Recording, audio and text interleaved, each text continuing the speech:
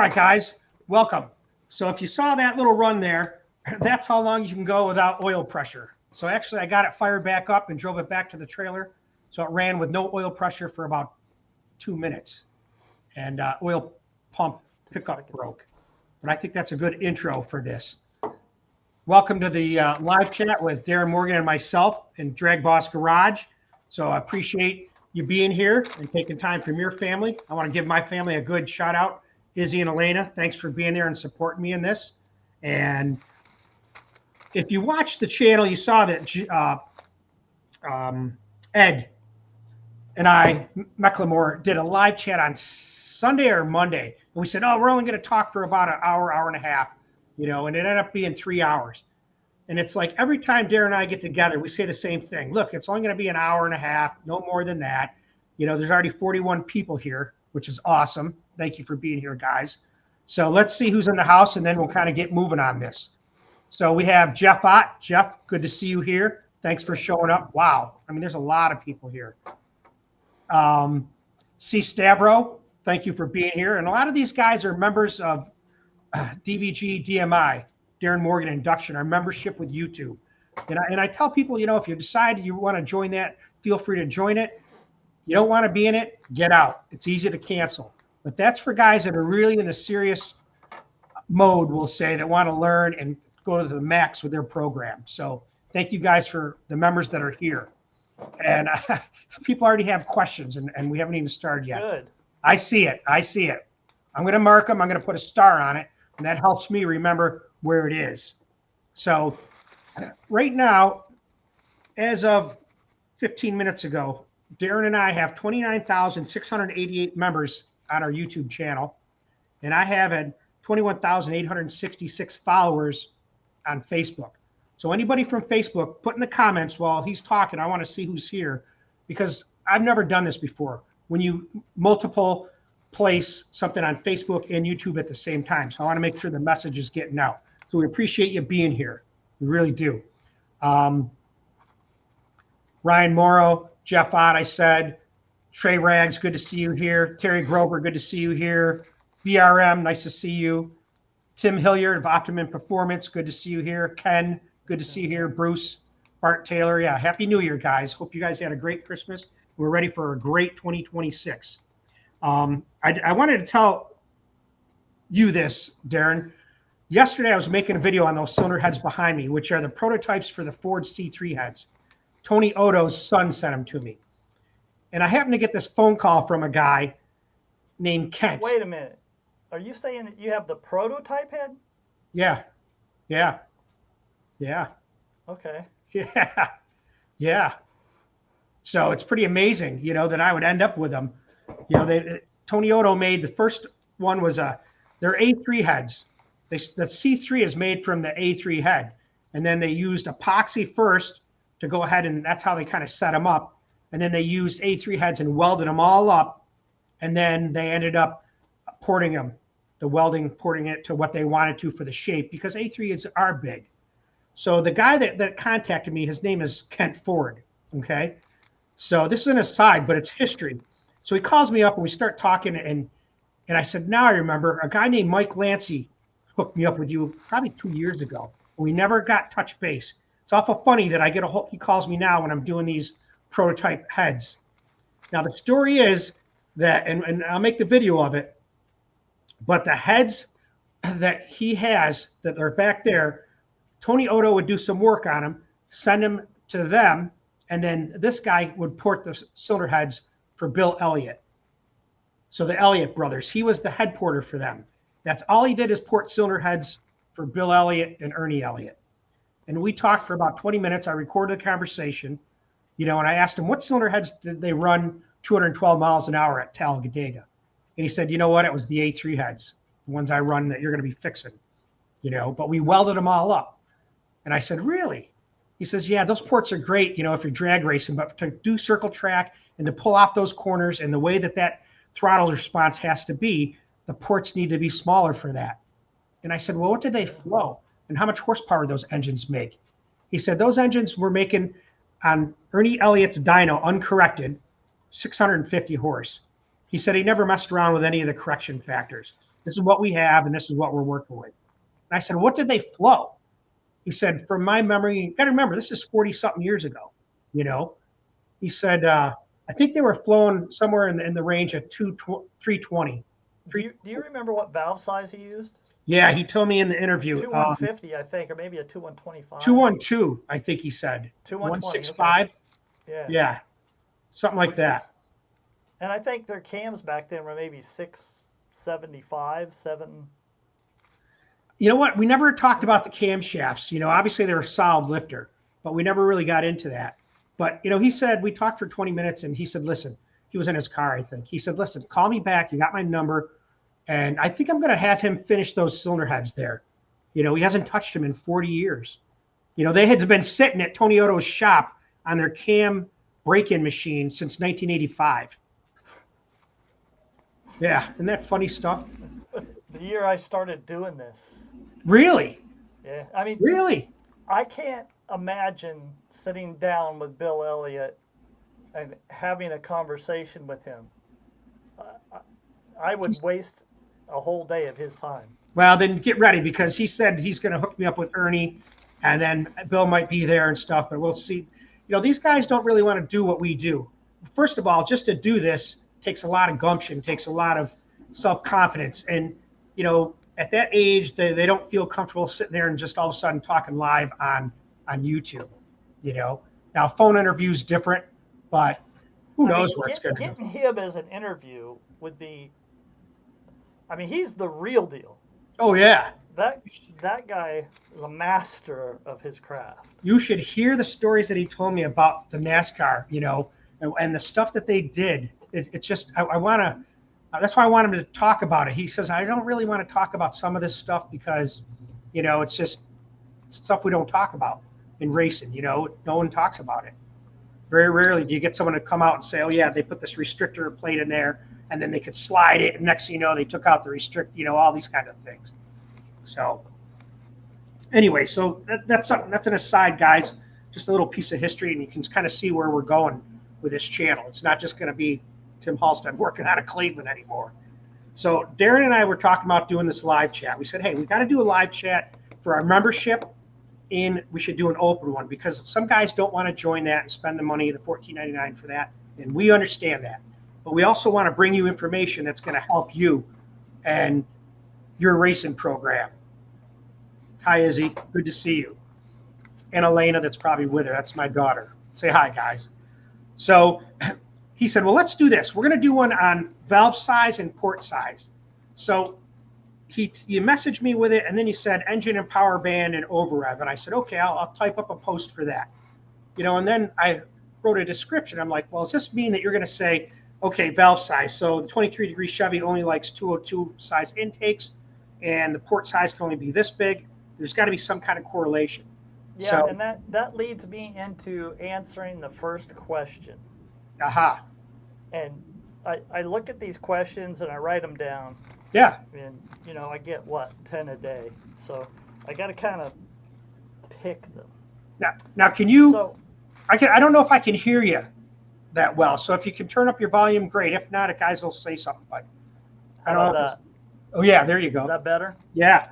Yeah. I had this in front of me. Oh, okay. That's why. All right. So I get a lot of questions, and what I call them is open-ended questions. Yep. Okay. It's like asking somebody, how long is a rope? Well, how long is it? You don't have enough information to fill in the blanks to even begin to answer that question. So a gentleman asked, quote, how much valve to make 769 horsepower? That's how much horsepower I make. Okay. Well, let's break that down a little bit. First off, 769 horsepower is going to require X amount of airflow. Right. Okay. And the valve, being the cork on the bottle, the governor in the system. Sure. You're going to want to size the valve to flow the air that you need and all the while make that air efficient. But here's the thing. A variety that takes, let's see, 320 CFM basically, 330 at the most, to make that amount of power with today's cam valve train and everything else. Right. But you could get 320 CFM 100 different ways with 10 different valve sizes and 1,000 different camshaft lift curves. And so are you going to lift the valve 625 or are you going to lift it 800 or 900? Right. So this is the point I'm making. Every question that you ask must be accompanied with all the related variables involved. In other words, this is my engine size. This is my intake. I run 1 4-barrel. I run on fuel. Mm-hmm. This is my combination, valve size, camshaft, yada, Right. yada, yada. Then you could ask the question, what would happen if I gained 10 CFM, or how would I go about that, or what is the restriction in the system? So Okay. you got to nail down all the variables: cubic inches, RPM range, intended use. What is the engine intended? What is it used for? Because you would size the valves, everything differently depending on the intended use. Just like Bill Elliott was talking to you about. Yeah. He was designing cylinder heads to operate at a maximum efficiency with the load curve represented on that racetrack.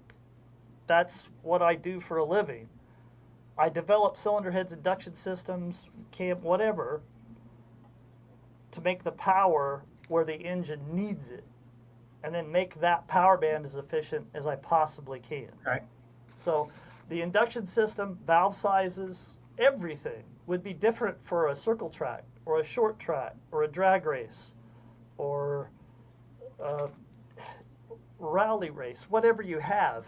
Everything, the intended purpose dictates the total design of that system.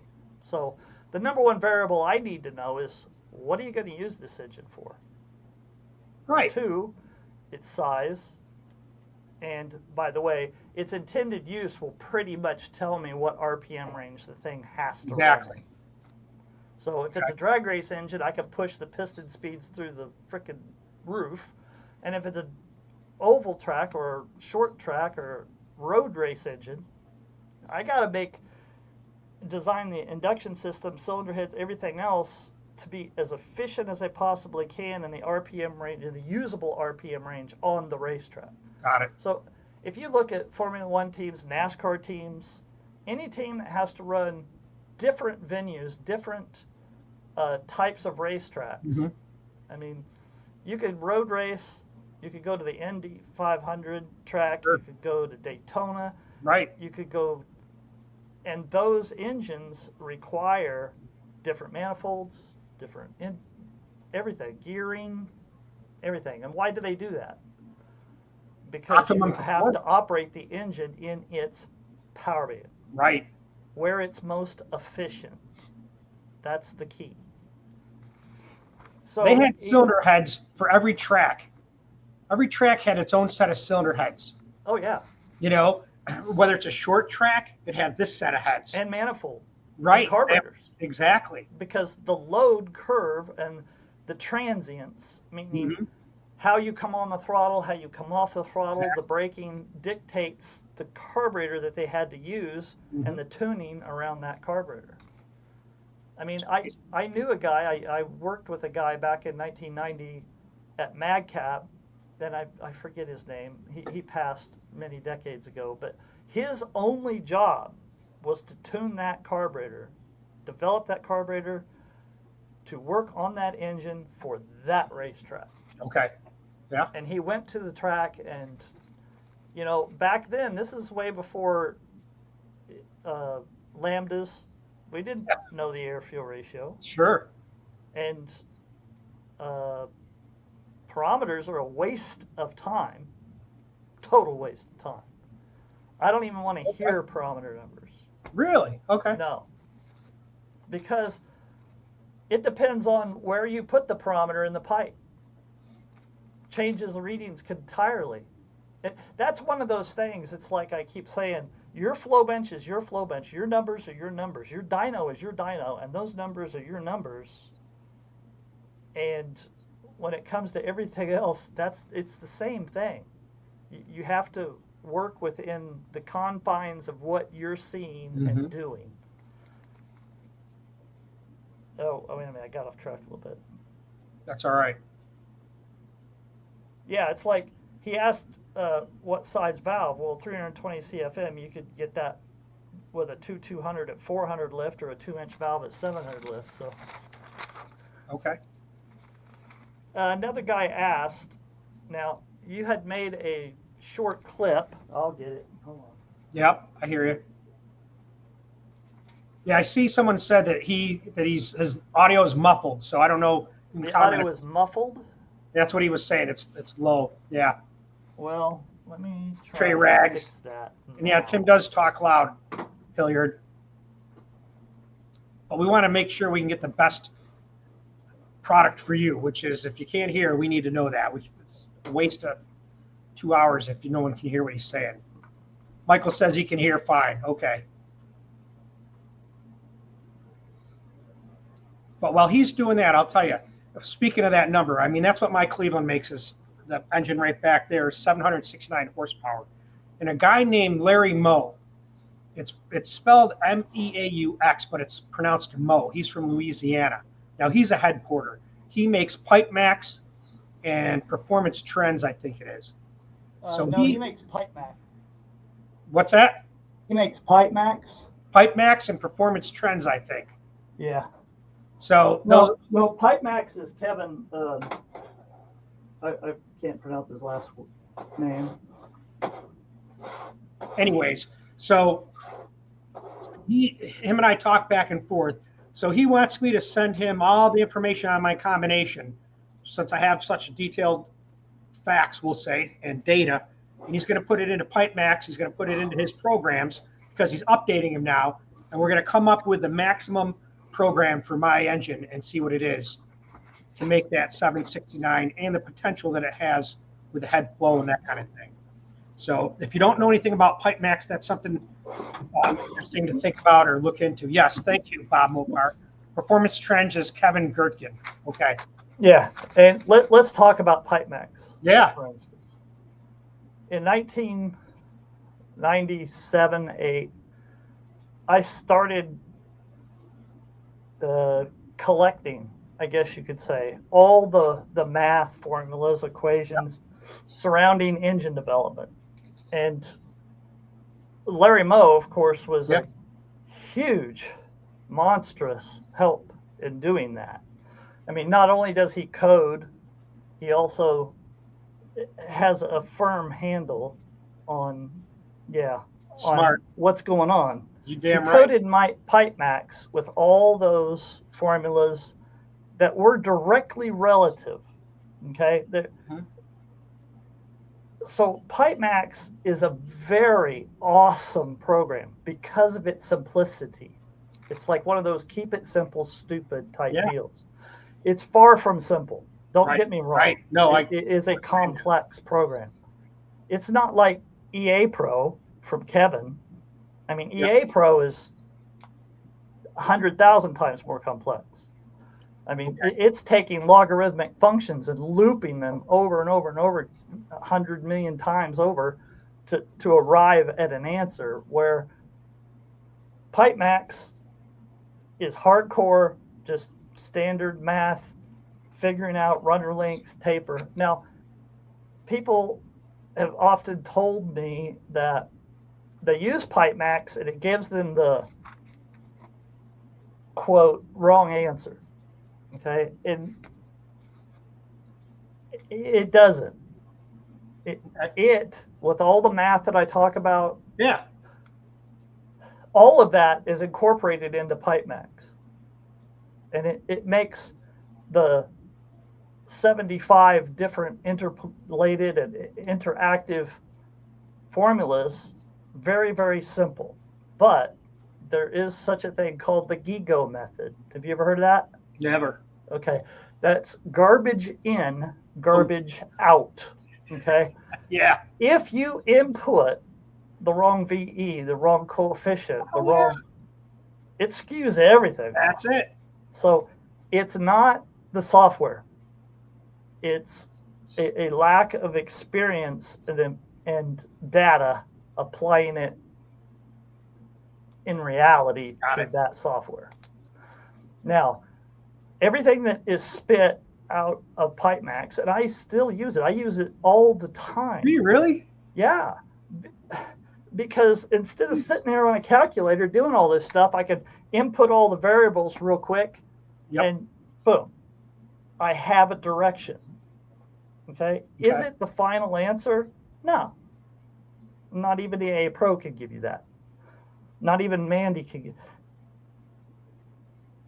The most advanced simulation software on this planet cannot give you the answer. Simulation programs such as EA Pro, let's break that name down. Engine Analyzer Pro. The name of the company is what? Performance Trends. Yeah.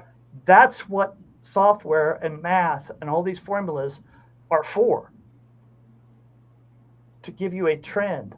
Once you see a trend, you can put it in the simulator, verify it with different changes, make a change in the simulator, and then make a change on the engine. And if it agrees, your baseline's solid. Okay. Most people never get the chance to be able to baseline that and quantify the results comparatively with something on the dyno. Well, we're all in that boat. I'm in that boat every day. Somebody gives me some weird, here's a 3-cylinder Yugo engine, for Christ's sake. You know, the harmonics are shit. I mean, everything's screwed up. Right. So I have to figure out how to increase the power on this thing when all the formulas and math and everything I use is useless almost. So I model it as a single cylinder engine and then go from there. Okay. But Pipemax software, the one thing, two things that you play with, I play with, are the VE and the coefficients. So do you know the VE of the engine that you're about to build or designing or working on? No. That is a mathematical calculated thing derived from the brake main effective pressure, the power, the torque, the fuel flow, and everything else. And it's very hard to define. Very, very, very hard to define. So that's where the experience comes in. Well, I have this engine that's 350 cubic inches. It's got a 2-inch valve, 23-degree heads, single 4-barrel.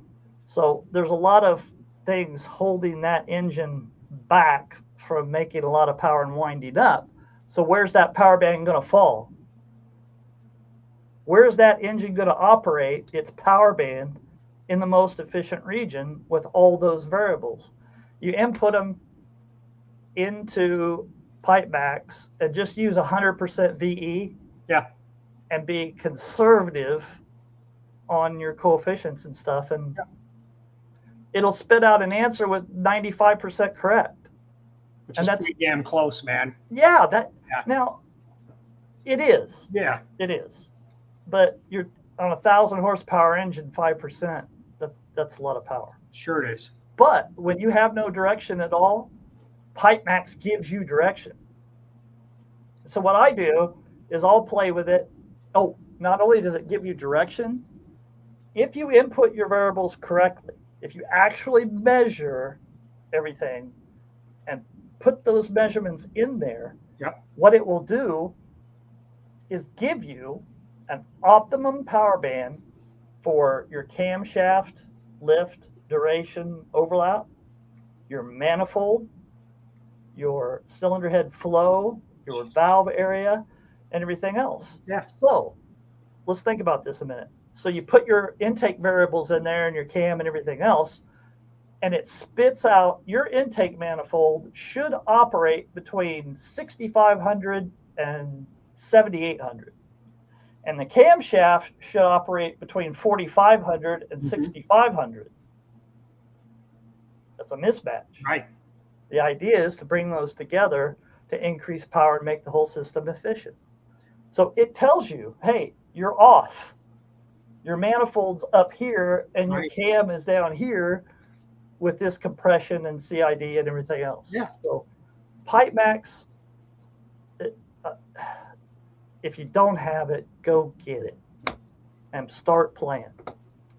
He said he would hook us up with the new version. He wants us to have that.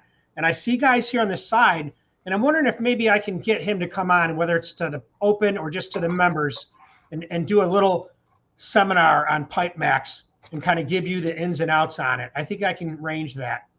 I think back in 99, 2000, he tried to talk me into learning Visual Basic. And it was one of those things where I only have so much time. Right. And I'm dedicating 60, 70 hours to the Pro Stock team and cylinder heads. Yeah. I don't have time to learn code, and I wish I did, but it all comes down to priorities. That's it. And my priority is just not learning code. But Larry Moe, and like I say, is one of those unrewarded geniuses in this industry.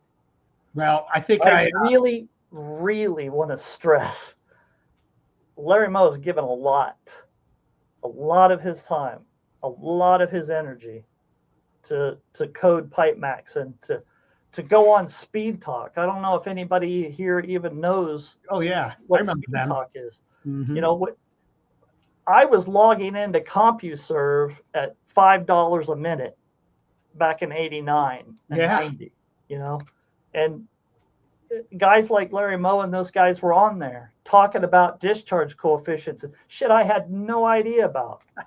So when I tell you that I'm a student of Larry Moe, that's a fact. Wow. In my younger years, Harold Bettis, Moe, all these guys contributed. I got a chill running up my spine. If it wasn't for them, I wouldn't be where I am now. I wouldn't know what I know. I feel pretty they good. They were willing to share their experiences, share their what they'd learned. So, I can't say enough about him. Listen, he says he looks up to us. He says, Tim, I love your videos with the postdoc stuff that you started doing. I watch your channel, I record all your videos. The same with Darin. And I said, hey, we appreciate that. Larry is very humble. Very. But I think I can get him on here because he would be a good person to present. I hope we can. I really do. You just say it and I can take care of it. I get things done. I mean, if we have to do a private one-on-one session and then edit out whatever he doesn't want we'll do that. He's probably on here, guys. He may not be Larry Moe. Sometimes he'll be his own name, but he's on these live chats. You just don't know who he is. So you look down and see who's on here, guys. Let's go back to this next question. Yeah. Kind of feeds in to Larry and the guys that came before us and the guys that taught me and all these other guys what we know today and allowed our experience to carry us forward. Okay. If this is a really good question. If somebody knew absolutely nothing about the math of the physics and wanted to design a pro stock induction system, could they get there? Of course they could. Of course they could. Yeah. Yeah. This isn't freaking rocket science. No. It doesn't matter who you are in this industry. The math isn't the base. The base is your experience. Because there's guys out there like Bill Elliott, like me, and I could go off with 100 different names, but sure. We've tried every conceivable valve angle and back cuts and throats and depths and valve size and valve placement and valve rotation and runner length and taper and plenum volume, and we've done that. So if you have a guy like Bill that sees an engine doing something and doesn't know what direction to go, he'd do the same thing we did. Experiment. Just freaking try something. Right. Yeah. Just try something stupid. You always learn more from doing something stupid.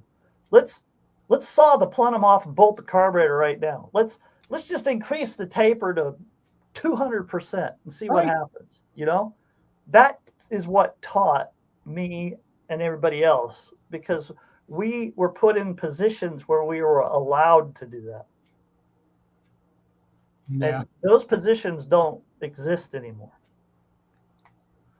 You take a kid from Kansas, me, that didn't know jack shit and worked at his dad's shop and said, here, port a set of Pro Stock heads. Well, I'd only done 2 sets of my life.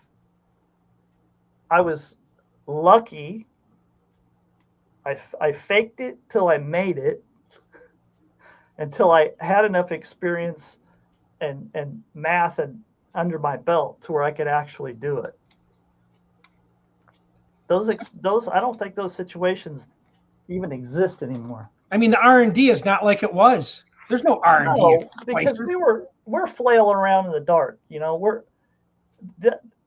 This was way before the information age. So we couldn't just get on and look something up. Right. And that information was in private hands. And those hands are not going to let it go. So unless you went to work for that individual, you would never know. It's like Tony teaches me things all the time. Really? Yeah, because it's like he's seen things I haven't. And I forget what it was. It was last week we were talking about, we had a certain engine, wanted to lower the power band, so I made donuts in the intake track. In other words, instead of I wonder if I can draw this. It's a simple, quick way to change runner length and isolation. I mean, with what, epoxy or something, or what are you using? Yeah, material? Epoxy. Okay.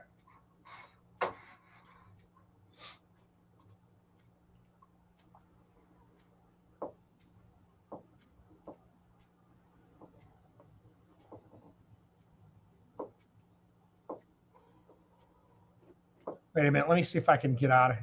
Are you drawing right now, or what are you doing here? Yeah, I'm going to draw. All right. See if I can get to a... Yeah, we'll just see if I can draw here. If you have a runner and it ends at the plenum, yep, and you want to manipulate that to try to pick up a trend, because that's what we're doing. Right, trends. You're 95% there with all the math and experience. And now it's time to go to the dyno and the racetrack and figure out what this damn thing wants. That's where the work starts. So you have this engine, you've baselined it, you've done everything you can as far as friction power and everything else, and you're stuck at, let's say, 1,000 horse. Okay. And you look at the BSFCs, you look at the brake specific fuel consumption. You see it's going a little rich up top. It's going inefficient. It makes good power, but you're thinking, well, does that want a shorter runner or more taper? You don't know. You just have to try it. Right. Well, in this particular case, the engine in question was designed to make peak power at 8,900 RPM. And it made it at 88, 89, 9, 91, 92. It was flat. And it carried. And the torque was about 10, 15 foot-pounds down from predicted. So it was like, okay, I might have too slow airspeed. In this case, that was not. I knew that wasn't the case. But it's like, well, maybe it needs more runner length. Maybe my harmonic's off just a little bit, and let's increase the runner length. Well, you have a sheet metal manifold that's already built. So what you do is you come off and you make donuts all the way around to lengthen it. You just build it up in the manifold, however high you want, to lengthen the runner. and then that, dyno that. So you start off with a quarter and then a half and whatever, and you always go past where you think it should be. So if you see it nosing over, let's say it made it at, it's supposed to be making it 89, it's making it 91, and carrying that power out. Right. We'll talk about here in a second. So you notice that happens, it lowers the RPM range and the torque starts coming up and the average power goes up. Okay. Go more. See what happens. Start building more torque and hurting top end power and find where that spot's at. That's R&D. That's the way it's been done forever. Pick up a trend, exhaust the trend, move to the next trend. It's like messing with a short turn, you know? Yeah, exactly. You know what I'm saying? Yeah. I mean, we know what air speeds we should hit in any given instance, close. I mean, we know what the cross-sectional area should be, the airspeed should be. Yeah. Is that going to be the final answer? No. It's going to get you damn close. Right. I mean, I'll never forget at Rare Morrison that when I first started there, they had an engine design that had a lot of potential, but the ports were so high and the short side was going into choke. And I went ahead and said, okay, we need to start over and just do the engine the way I know how to do it. Mm-hmm. So we did it. It made the same exact power on the dyno. It was 500ths faster and took them from 16 to number 2. Wow. It fixed it. The acceleration of the engine is what it fixed, not the power, the acceleration rate. Because when you have a choke in the system, the short side or what have you, it's not going to nose over the way people think, but it's accelerated. Its ability to go from 100 or 9100 to 9200 and pull that car down the racetrack, that changes drastically. So it was pretty funny because the engine made like 5 more horsepower and like 2 more foot-pounds of torque, and the power curve looked the same.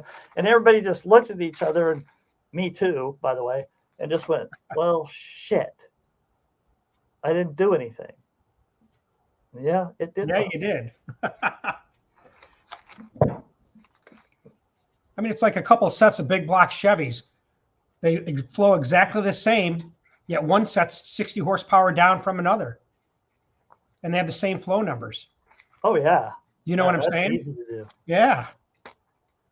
That's why flow numbers of and by themselves are totally, utterly worthless. There it is. So when somebody says, how much flow can I get? That shouldn't be the question. The question should be, how much flow do I need? And how do I get that as efficiently as possible to fill that cylinder for the intended purpose of that engine? So back to the experience. Okay. The theory never comes before the discovery. In every engine development program, no matter what, you're using your experience and the basic methodology that you've outlined over the decades to arrive at a power level. And from that point on, you just have to change things and pick up trends. It's not that way as much as it used to be, because everybody, the information is freely available. Sure.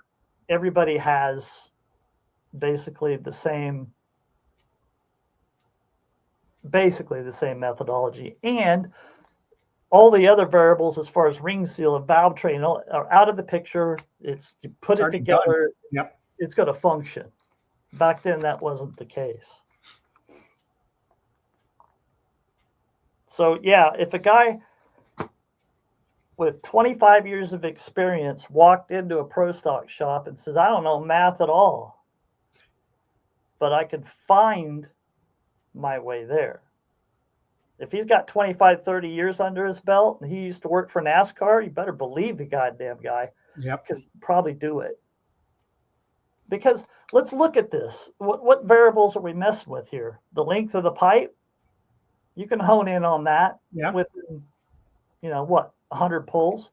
Yep. The taper, you can hone in on that within 20, 30 pulls. The airspeed, we dicked with that a whole lot. And at that time, when I went to work for Rear Morrison, I had a pretty good grasp and handle on what it should be in a perfect world. Mm-hmm. And when you're dealing with an imperfect world, meaning the valve train out of control, yada, yada, yada, Yep. that changes. So what the math is telling you is correct needs to be changed because of all the other things that are wrong with that engine. Yeah, they can find their way. But the caveat there is they better have 20, 30 years under their belt, and they better have worked for a development program. Mm-hmm. So you got length, you got taper, you got airspeed, and airflow. So the old way of doing it was, let's get as much airflow as we can, and then what we'll do is we'll vary the size proportionally until the motor nose is over. Okay, that's our airspeed. And then we're going to play with 20 different manifolds. And yeah, within 2 years, I built 22 different manifolds. Yeah. Playing with taper and length and radius and shape and everything else to hone in on that.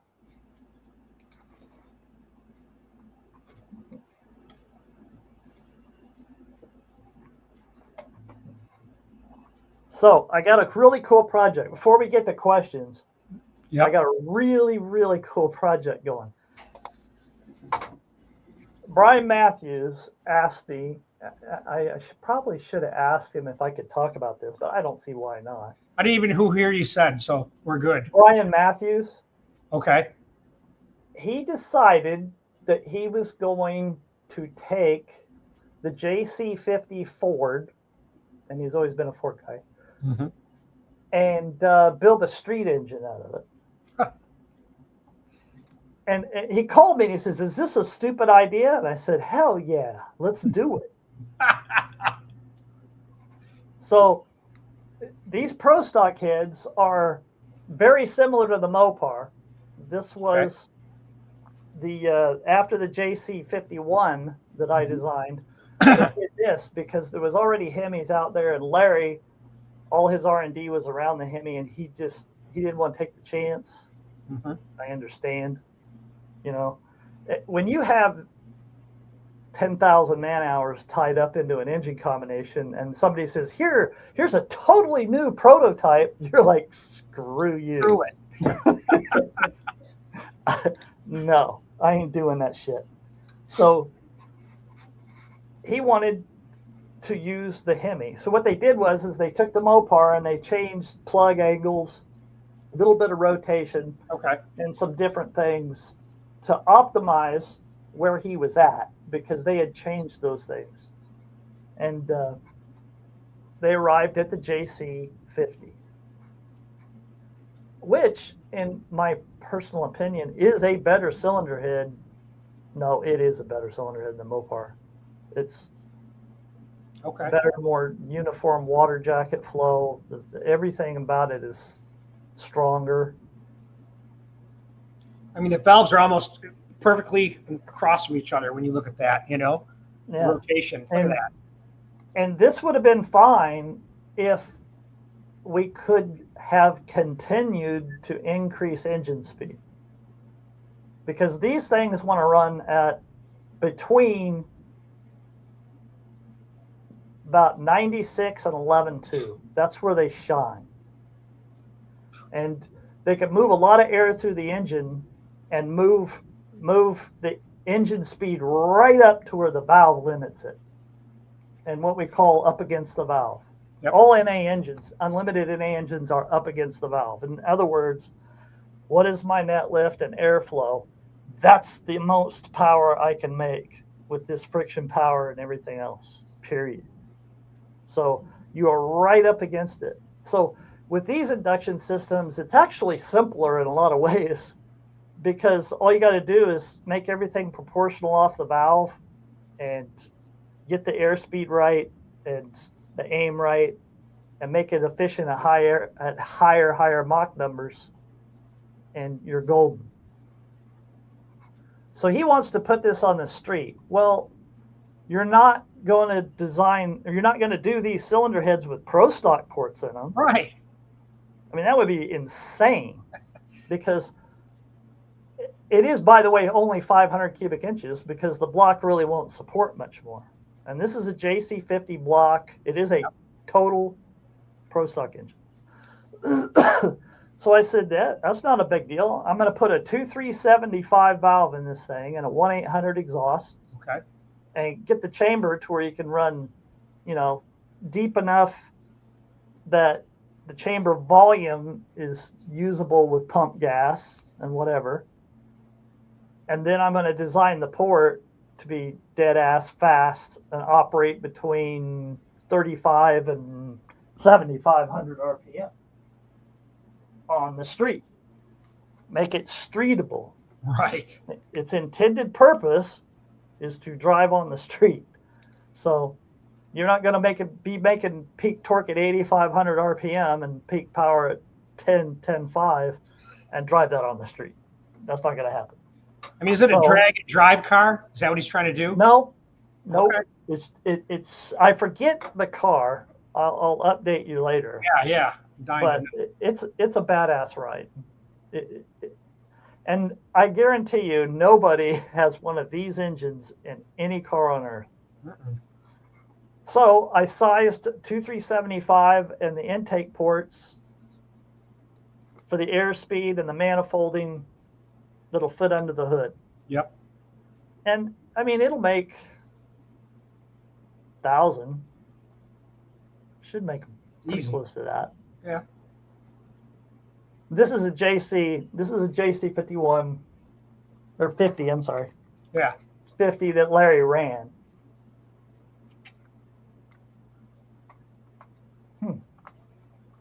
That looks like Larry there.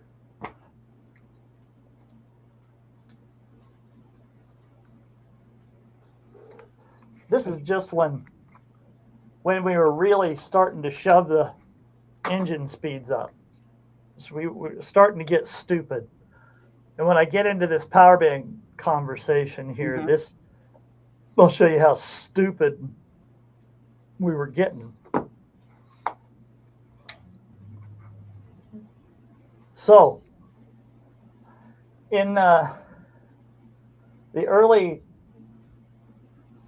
I think, 2000s, Profiler came out with a 12-degree cylinder head, a spread port cylinder head, and a cast tunnel ram manifold. And what Ray Franks did was he took his Pro Stock heads off his car and the manifold and copied them. Wow. So that worked really, really well for the cylinder heads, but not so much for the intake manifold. Okay. Because back then, you're making peak power at 8,900, $9,000. Mm-hmm. So that manifold doesn't even come on till 7,000. It's out of its harmonic. It comes into its harmonic at 7 and leaves at about 9,500. So when you try to use that manifold on a low RPM bracket engine that doesn't see the high side of 7,000, that's a problem. So here, this 622's total rubber length was 12 inches. The tuned power band was 7 to 85. That cast tunnel ram only had 12 inches. And that's where we were back then on those engines. So 7,000's its torque peak, and we have an operating range from 6 to 7,500. So see that dip right there? Yeah. That's the negative portion of the harmonic moving the air out of the cylinder in the wrong direction because you're not in your power band, your tuned power band. So this down here is 6,500. Well, the air's wanting to go the wrong direction. So you can't trap any stuff, you can't trap any air in the cylinder. Okay. So how do you correct this? Well, the easiest way is to build the manifold correctly for the intended purpose. But all these manifolds are out there in the wild. So I think a lot of people need to know this is that the power band is only 1,500 RPM. 2,000 to 2,200 with EFI. Okay. Because a carburetor must depend on signal. Got it. There is an energy cost to that. In other words, some of that energy of that airflow goes into moving the fuel out of the bowl into the booster. So in an EFI, all that energy is at your disposal, so it gets wider. Got it. But for a carb, though, it's 1,500. Yes. Okay. And on super high RPM stuff, maybe 1,200.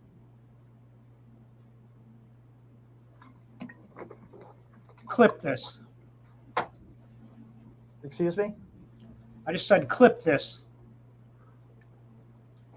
So we had all these manifolds out in the field that had horrendous converter lag. I mean, you could see it even if you didn't have a race pack on a playback tach. Yeah. It would go up and drop down and just sit and hang before it reaccelerated because it couldn't fill the cylinder. So I've said this before, airspeed is your greatest weapon and the greatest equalizer. So what did we do? We took taper out of the intake manifold, increased the average airspeed in the system to help fill the cylinder in this nasty area. And the red curve is what we ended up. That's 0.2 of a second on the racetrack. Wow. 0.2. Because when you lag into a negative harmonic like that, that's not only detonation territory, that's it goes, yeah, everything goes bad. The heat goes in the parts. You've got detonation scenarios because if you're on the edge of the fuel with a lot of compression, you drop down here, you could pay a price. So you're looking at about 15 foot-pounds of torque, and I think it was like 22 horsepower up top. See, by the way, this thing's signing off like crazy up top.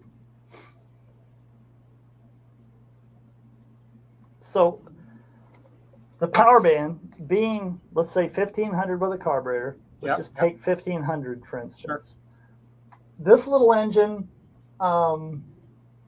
this depicts a 363 competition eliminator. I think it's C-altered automatic.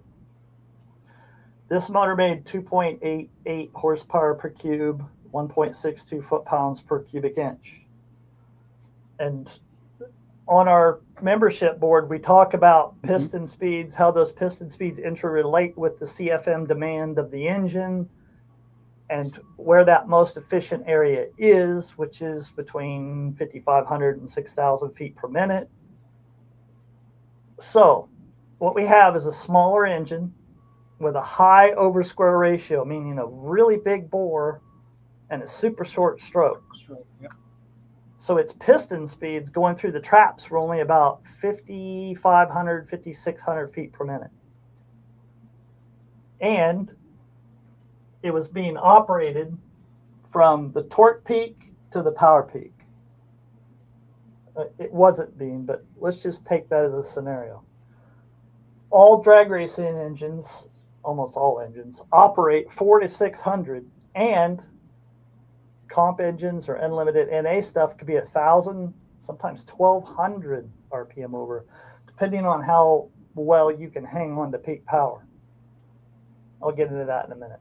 But so if you operate an engine from its torque peak to its power peak, you always go past its power peak at the shift point, 400 to 600. But why do you do that? Because you take the average amount of power here and the average amount of power here, that could be 50, 60, 100 horsepower more on the racetrack. You're putting 100 more horsepower to the racetrack. Right. If you do that. And by the way, this has been proven 100,000 times over. And this is for the torque and horsepower guys. You know, who can argue what's more important, torque or horsepower? Right, right. Power is what takes you from point A to point B quicker. Power. Average power on the racetrack. Can you put more average power to that tire and propel that car down the racetrack? The torque, I'm not even going to get into that. Yeah. Anyway. Clip it. So the operational RPM range of this engine, yeah, it was 90 more horsepower. And drop backs down, when you drop back down on the converter or the gear change, it drops back down to 100 more horsepower to accelerate that car instead of dropping it all the way back down to peak torque. Now, every drag racer knows this. This is standard. But on this particular engine, because its piston speeds were so low, it actually operated 1,200 RPM over. Because we were able to tune the system, the power band, the average power band, not the actual power band from torque to peak, but the average amount of power on the racetrack, we were able to, where's my pen?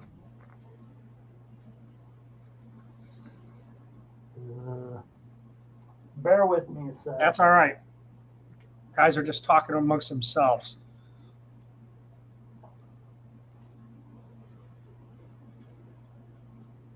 And I'm looking through your questions, guys, because I know you got a lot of questions. So I'm highlighting so I can go back over them quickly and find them. Okay. And it's in my hand. I'm getting old. Okay. The amount of you look at what Pro Stock was doing, trying to raise the power band. Well, they're going to extremes to do that because the valve dictates where that power band is. The valve and the airflow and its efficiency dictates where this is going to make peak power. And when you're up against the valve, meaning if it takes 625 CFM and you have to make 1,460 horse and you have exactly that at net lift, it's going to be right up against that. You're not going to make any more unless you lower friction power or do something else other than the induction system. So the idea here is, all right, I'm going to go ahead and take a torque hit. In other words, I'm going to do this.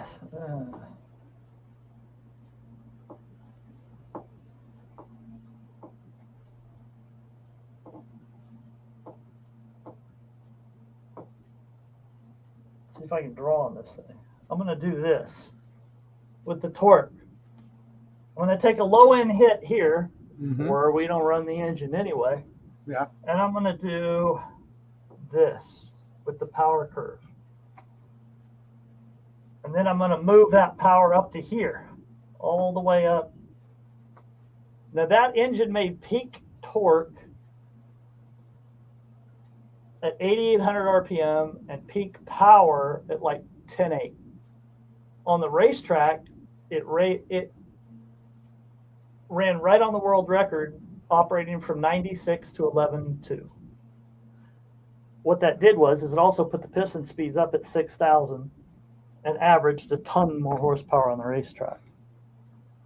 So when it comes to the power band of the engine, this is what we concentrate on. How much average power can we put to this racetrack? How many power pulses can I generate? And how efficient are those power pulses? Okay, so what happens when you try to push the valve, the airflow, or the engine's RPM past the valve? Well, you're going to take an efficiency hit. Yeah. There's no way around it because this is its natural drop-off in efficiency. So how do you do that?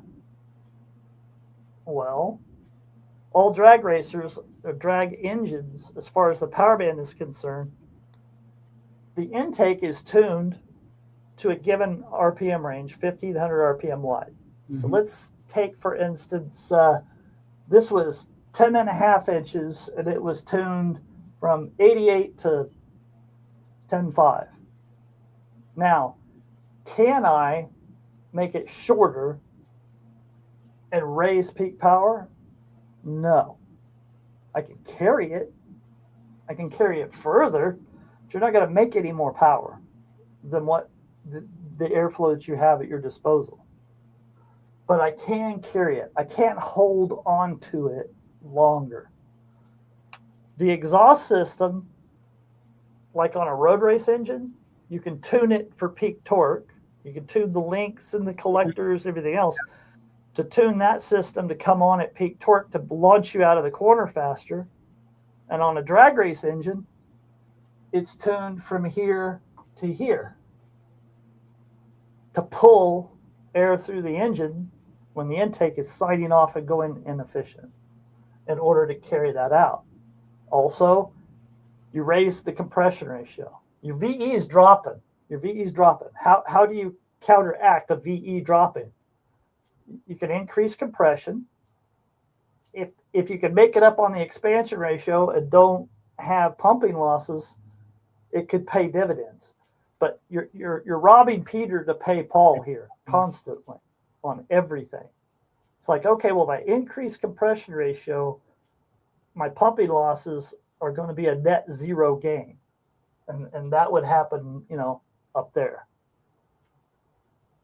But if I tune the exhaust system to pull on that and increase that VE, then my increased compression ratio can fall. Now, how did they find that increased compression ratio? How did they find, instead of running 14.8 or 15.2 to 1, they run 16.2 or 16.5 in order to compress it and get more energy out of the fuel up here where it's going inefficient?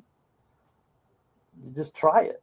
Jesus, I can't imagine how many hundreds of pulls it took them to hone in on that. Jesus. No math is going to tell you that. No formula is going to tell you that. Wow. All right. It's just like Ken Ford told me. I said, what kind of, those NASCARs, what size headers did they use? He said, you know what? Believe it or not, we use 1 3/4 inch primary, stepped to 1 7/8. And he said, I think they went to 2 inch. It wasn't like starting at 2 inch primaries. I mean, they were small. Yeah, because whatever RPM range they are in traffic, they need power to drop out of the draft and pull. That's right. That's where that exhaust system is going to be tuned to. Yep. Not top end power. All right, let me get us on here, and then we'll see who's got questions, because there's 140 people here right now, 141 awesome. now. So that's a great turnout. So thank you guys for being here. I'm going to go back up, and I've been highlighting the questions, so I'm not searching for them, because it's a little difficult. But one of the first guys that had a question, we weren't even on for actually had it before we started, was J&S Marine Service, Jim. So if you're still here, it's your question. We're going to put it up now. It says, I have a question about cranking, compression, and cam timing. Have a small block Ford, 465 cubic inch with 16.5 to 1, 16.5. One cranks 200 PSI, cam is 276.90 on 116. My other short block is 15 to 1, crank 230, and a cam was 280 to 294 on a 112. So we're talking about a 465 cubic inch engine. One is 16.5 to 1. Okay. And it cranks at 200 PSI with a cam of 276, 290. Okay. In at 116. Okay. Is what I would look at. I mean, I'm just going by it on a 116. The other one's 15 to 1.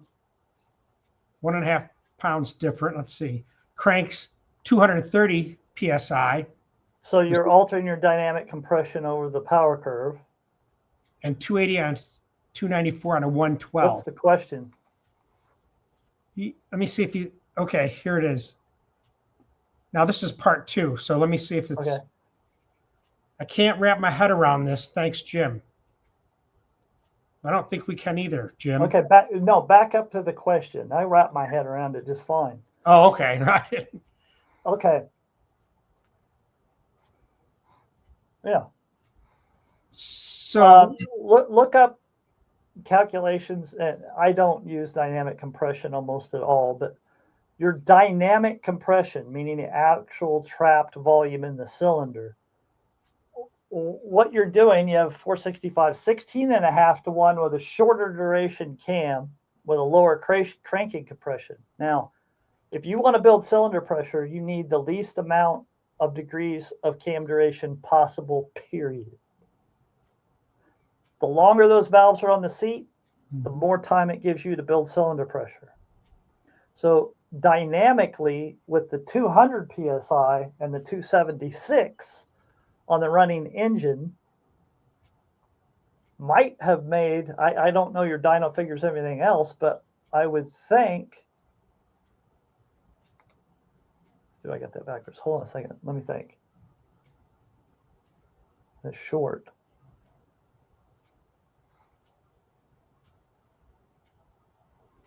$230 for the 280. Oh, wow. I got that in backwards. I'm sorry. I'm sitting here talking out my ass.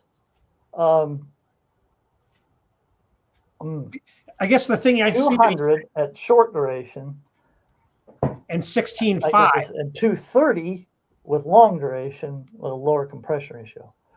Oh, okay. What I was going to get at, I had those numbers reversed in my head, inverted.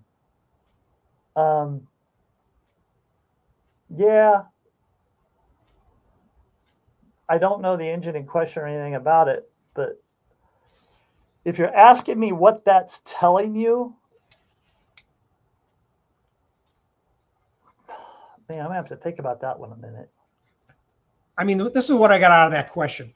To me, when I read that, it's like, okay, I have an engine that's 16.5 to 1. Why does it have 200 PSI cam or a compression? So it was 112.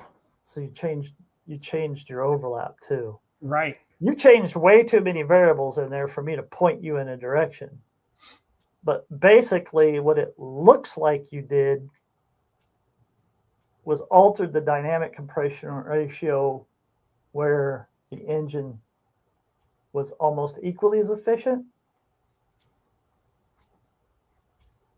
Yeah, without knowing anything about the engine, that isn't impossible to answer. But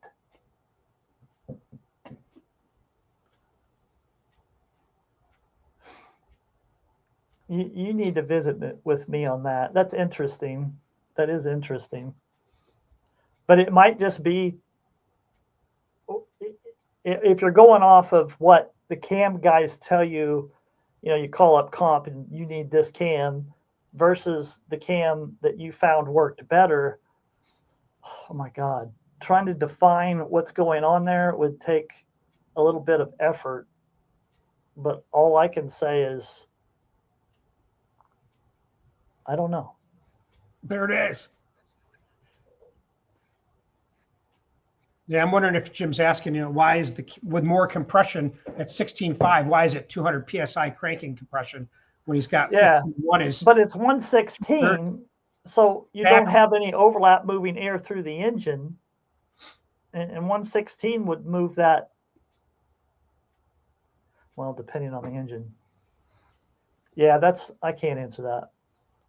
All right, Jim. Either more information, we'll figure it out. So let's keep going.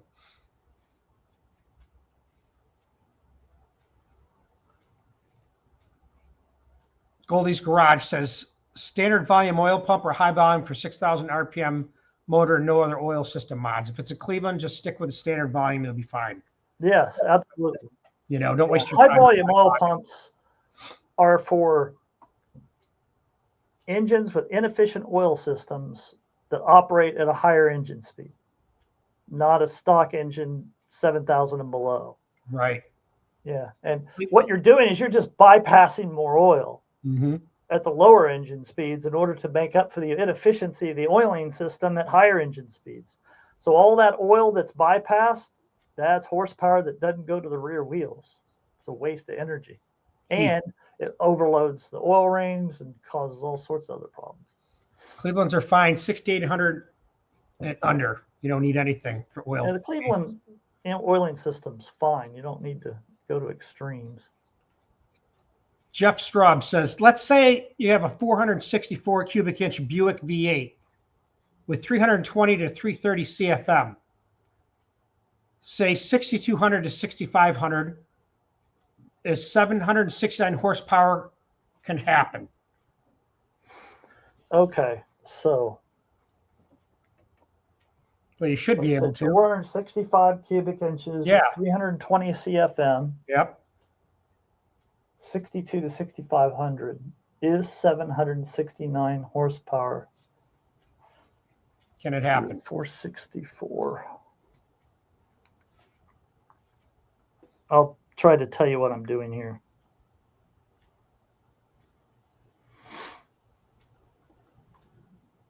So that's 1.65 foot-pounds per cubic inch. And you have,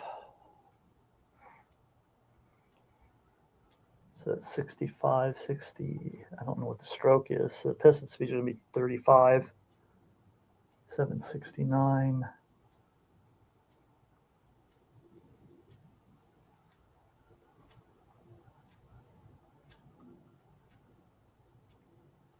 So yeah, Jim, if you have more information, you can put it down there, but that's what I got out of your. See, that's 2.4 horsepower per CFM. That's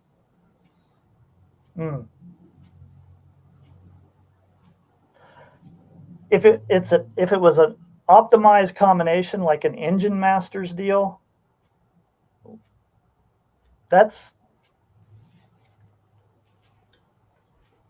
I would have to say that would be a tall order. And no, I don't think that's possible. There you go. I mean, you might be able to spin it high enough, but even a 464 Buick, that you're not going to get a bore stroke ratio.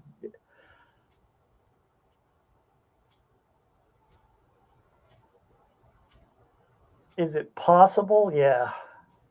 Improbable? Yeah. But you're saying the RPM would have to be higher? Is that what you're thinking? Yeah. I mean, that's 123% volumetric efficiency at that RPM, which is, boy, that's high.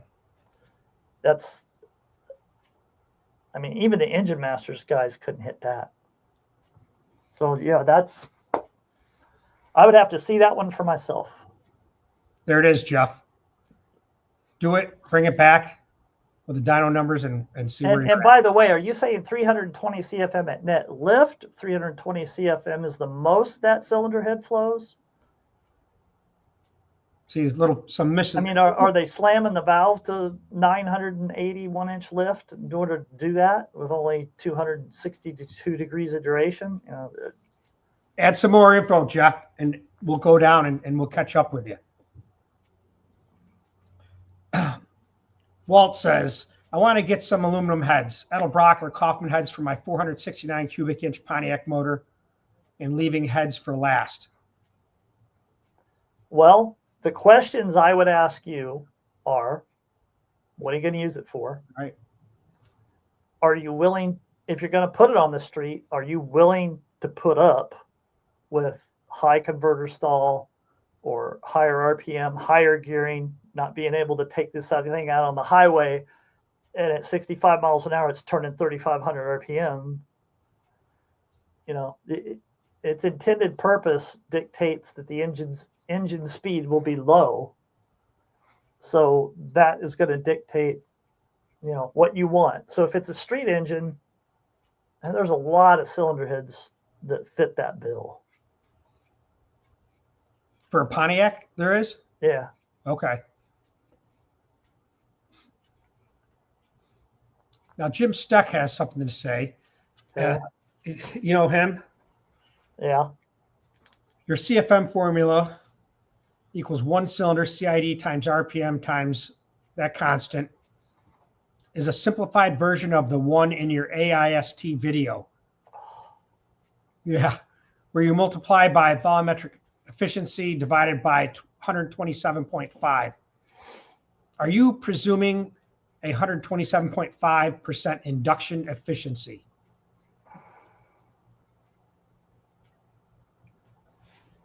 I'm going to have to do a video on this. I don't want to, but I think I'm going to have to. Someone else is asking Yes, the same the question. the answer to your question is yes. But it's how I use that math, which was not its intended purpose in the first place. And the VE variable, I'm going to have to break that down because this is something that I've had a lot of discussions with engineers and other people in the industry as far as incorporating a VE number into that. So this video must be made. I have to do this. I don't want to do it, but I'm going to do it. Clip it. Because there are caveats here. Yeah, I won't go into it anymore. But let's just say your question is not only pertinent to what I do and how I use that math, but there are some. I mean, it's not written in stone. It's a guide, is what you're saying, right? No, it's not written in stone. Right. And how that equation was derived in the first place depends on. I need to make a video of this. Let me write that down so we don't forget.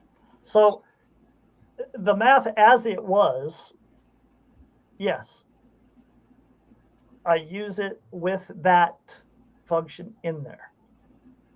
Does it need to be there? We need to talk about that. Does it need to be 127.5? We need to talk about that too. Is it valid? Yeah, we'll talk about that too. So that's like a membership thing that we would do. We'll do a presentation on it. Maybe the next live chat, we just talk about that for the members, you know, get it out of the way since you don't want to do it. There's a whole internet brouhaha about this right now. So. Oh, really? Yeah. And I have talked at length with some of the engineers regarding this very thing. So. All right, Jim, we'll revisit it. No, I just need to make a whole video on it. I got it written down. I'll make sure we get it done.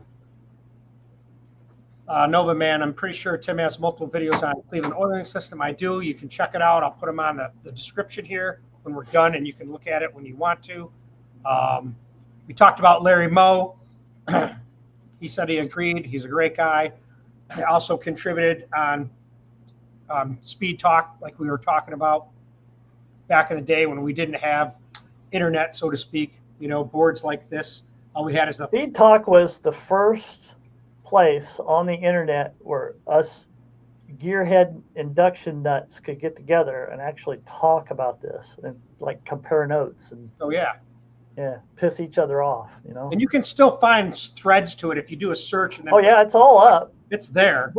Just search my name or Larry's name. Yep. And you'll come up with all those old threads from George Bryce was on there. Ricky says, hey, do you know Mike Chapman, Darin? Yeah. Is that the cylinder head Chapman? Yeah, awesome guy. Chapman cylinder heads. I mean, in comp, he was the Buick master. I mean, a lot of people used his Buick cylinder heads.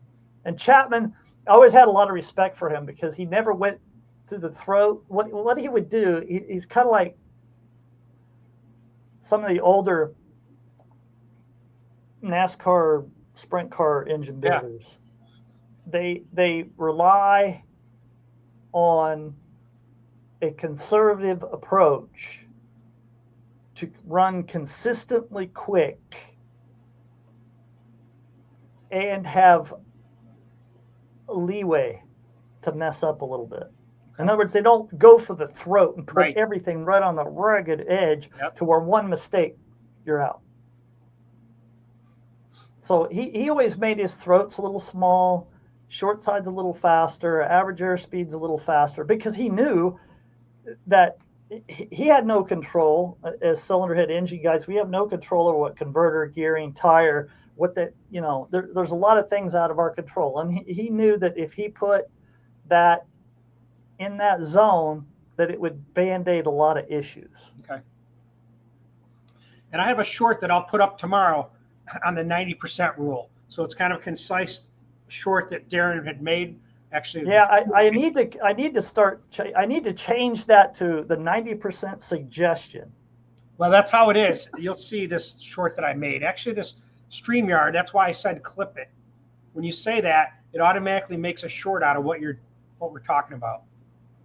So thank you for being here from Guam. Love to see what you guys are doing. We appreciate you being here also.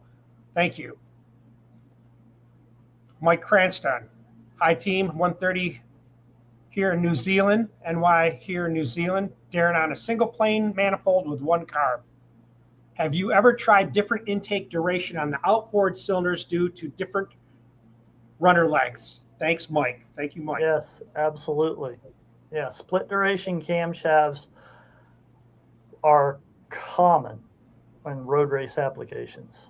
Yeah, especially when an engine's transients are many, meaning off and on the throttle, braking, constantly accelerating, reaccelerating, engine braking, what have you. Yes, that pays some dividends. And that, that's that last 5%. That's sneaking up on that last 10, 20 horsepower that you're trying to get. And see, this is the intended purpose. You're stuck with that manifold. So all the math and everything else goes right out the window, and you have to deal with that problem. That runner's too long. It's signing off. So how do I make that runner continue on up and make power with this short runner that's tuned 1,000 RPM higher? Well, you'd increase taper, increase volume, lower the airspeed some bit, increase duration. Yeah. So those runners take a different lobe design than the inner runners. There you go. And Mike drives that drag boat, where you're saying on and off all the time, 2,000 horsepower in a 14-foot boat or something like that. Hey, I appreciate that. That's why these live chats are so good. You guys acknowledge Let's take a break.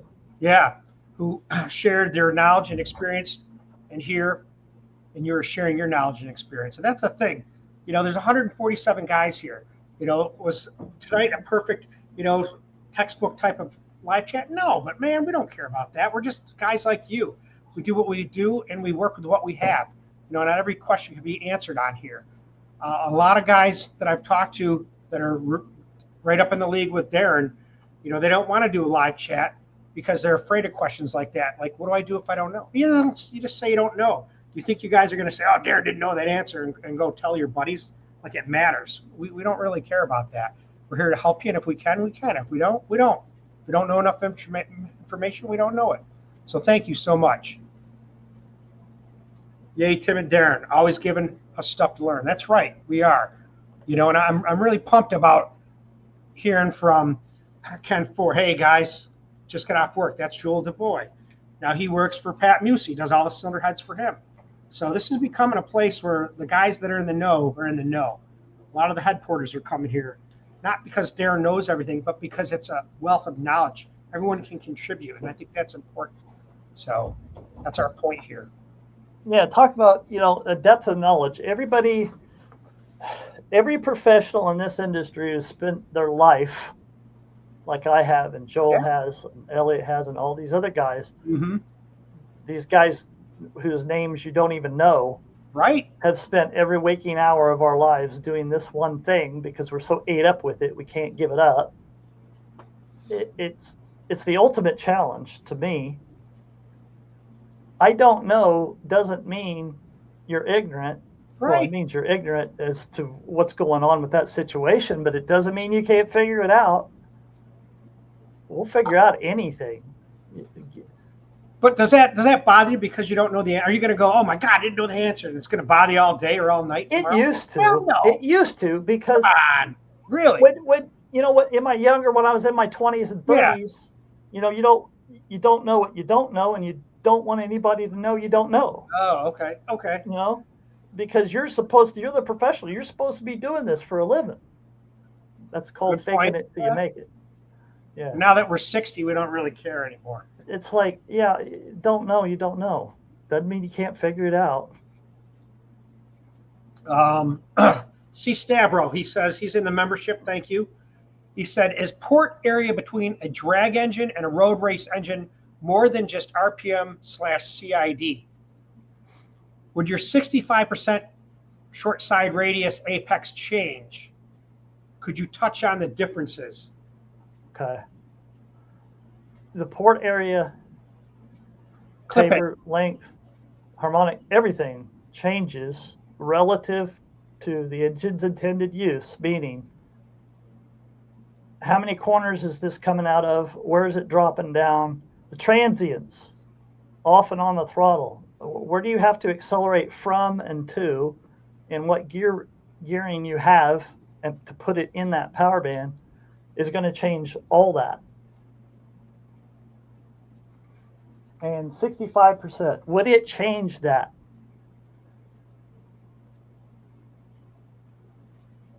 On a clean sheet of paper design, no. I don't think it would. I can't think of an instance where it would. Because at that height, you can control so many variables that you can't when it's too low.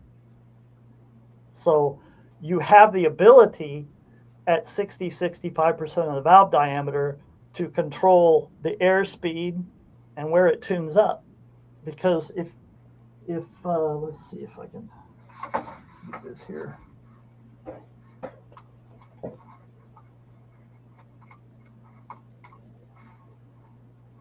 Yeah, maybe you should give a preface on what that means to guys that aren't getting that. What's that? The 65%. Oh, okay. You know, just kind of reiterate that and then tune it in.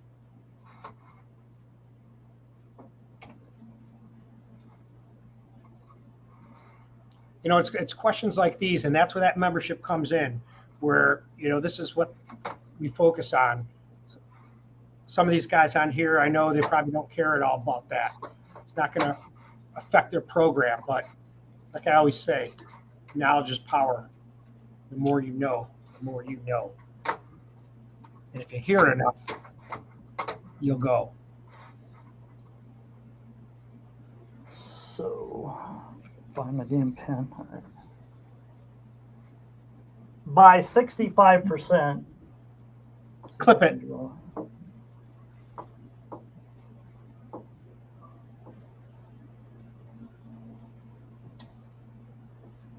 Do white. So by come on. All right. So by 65%, what I'm talking about is the height of the apex off of the deck. Where that apex transitions, which is about 65% of the valve diameter. So what that allows me to do is control all the variables involved and attain an intake port with a really super high efficiency. If it was too low down here, I'm going to have to make things larger in places in order to navigate that turn, and then the efficiency is going to drop. So that's what I mean by 65%. Okay. It's 65% of the valve diameter.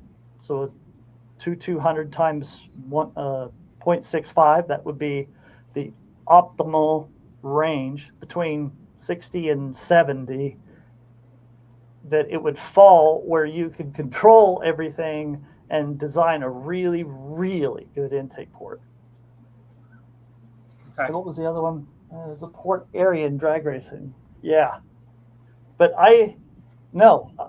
I'll just say it. No, I wouldn't change the short side height relative to valve diameter. I wouldn't change it off of 65%.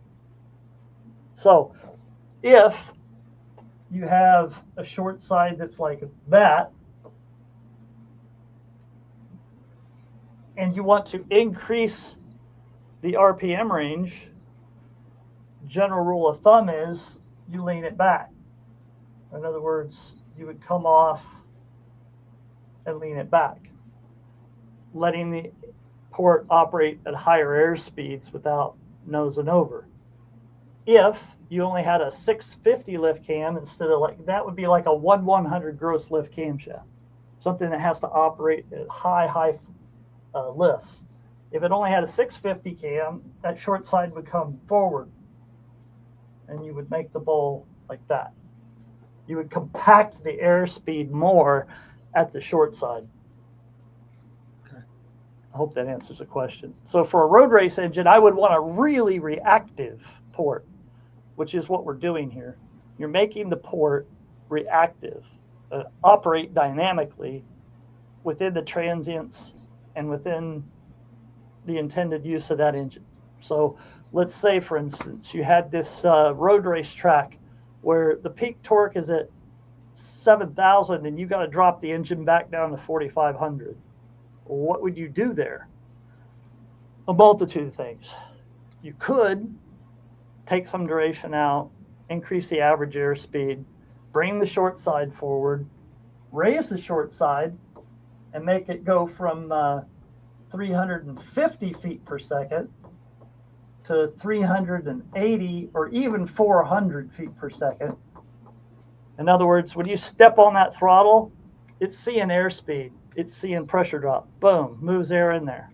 Even though the whole system, the intake tract, everything else is completely out of tune, again, airspeed is your greatest equalizer.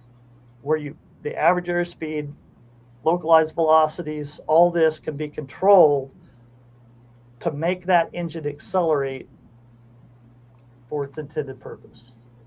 I hope that answered the question. All right. And I saw you had another question, so we'll get to that when we can. Bart Taylor, thank you for the donation, $10. Thank you, guys. We appreciate that, Bart.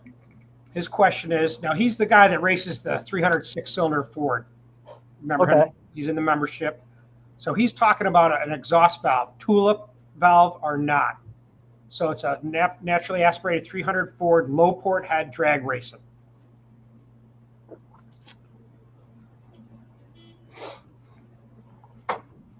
I did a lot of tests on this. As a matter of fact, Lee Shepard did the tests before I did, and I just copied his work and validated it. And basically what we found on especially high RPM NA engines is you could go all the way up if you had a valve.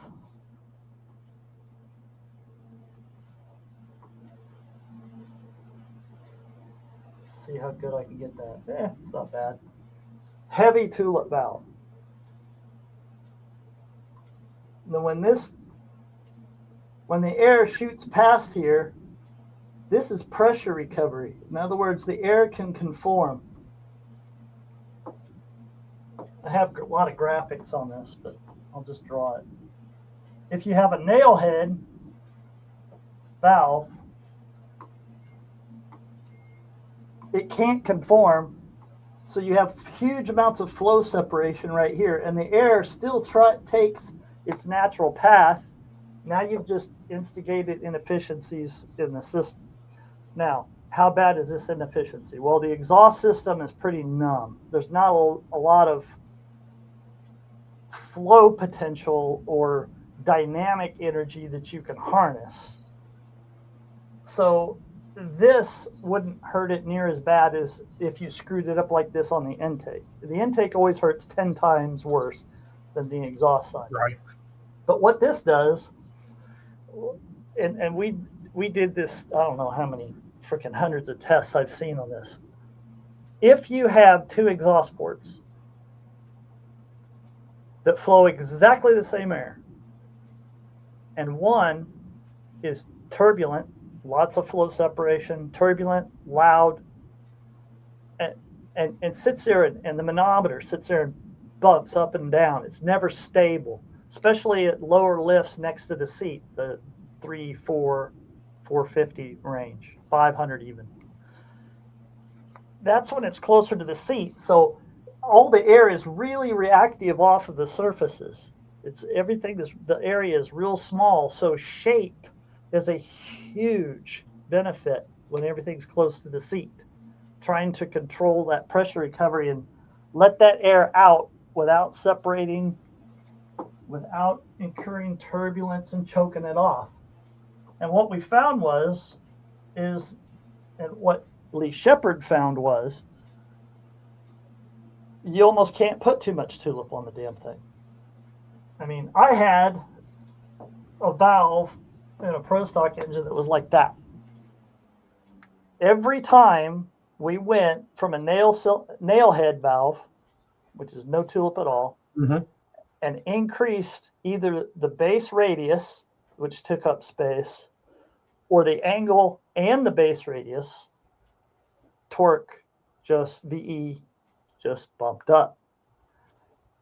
And the engine's ability to pull fuel past peak power, and I can't stress this enough, pull fuel past peak power was a whole lot better.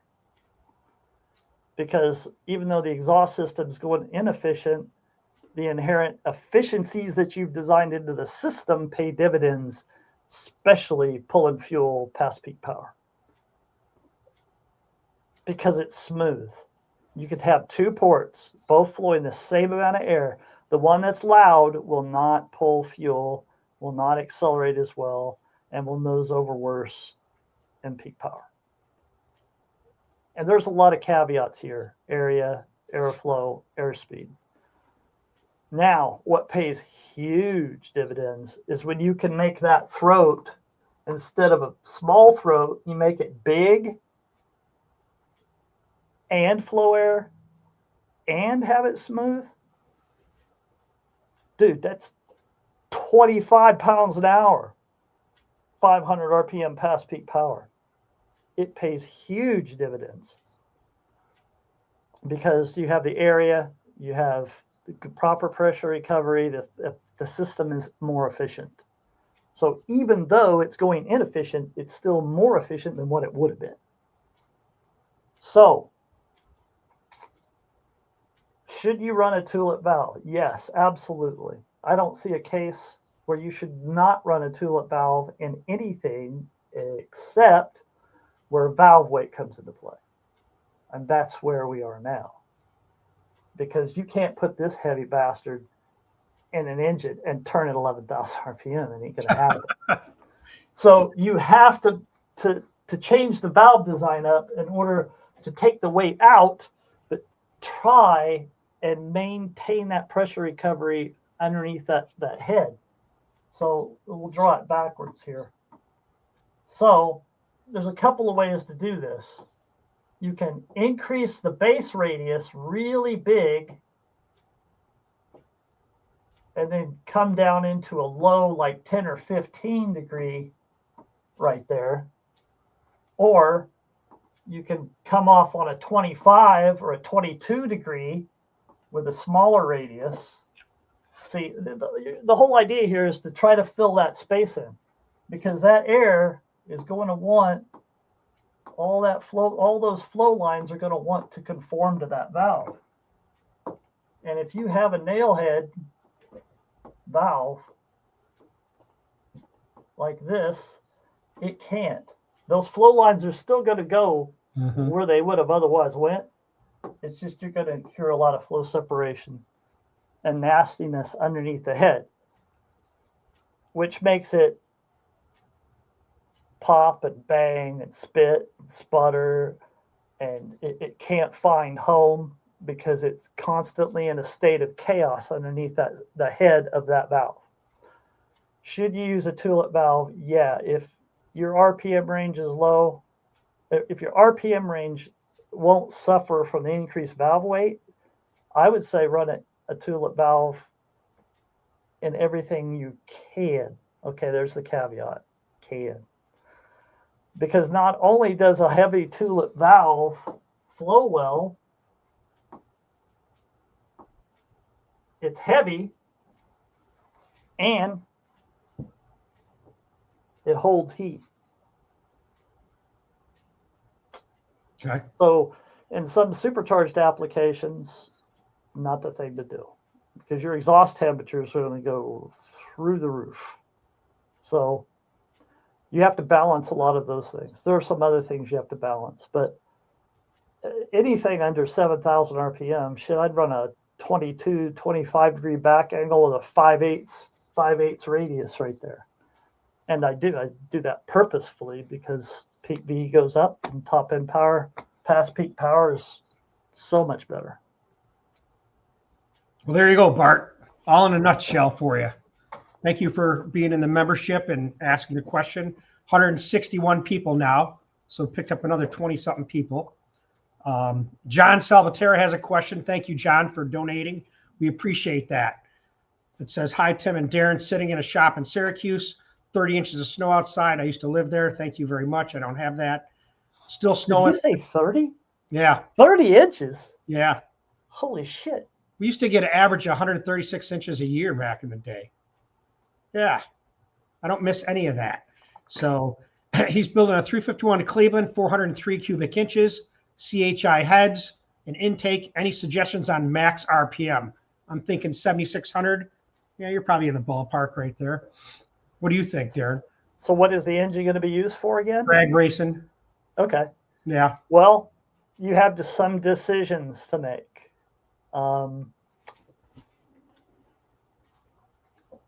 Can you get more power out of the engine by increasing its engine speed?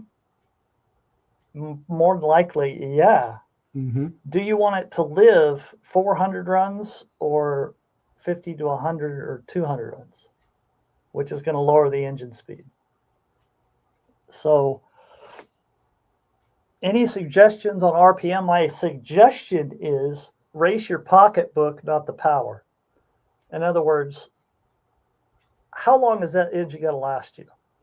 Do you have to keep the piston speeds down to where you can go race for the next 5 years without tearing it down? Or are you one of these guys that's going to tear that damn thing down and play with it all the time?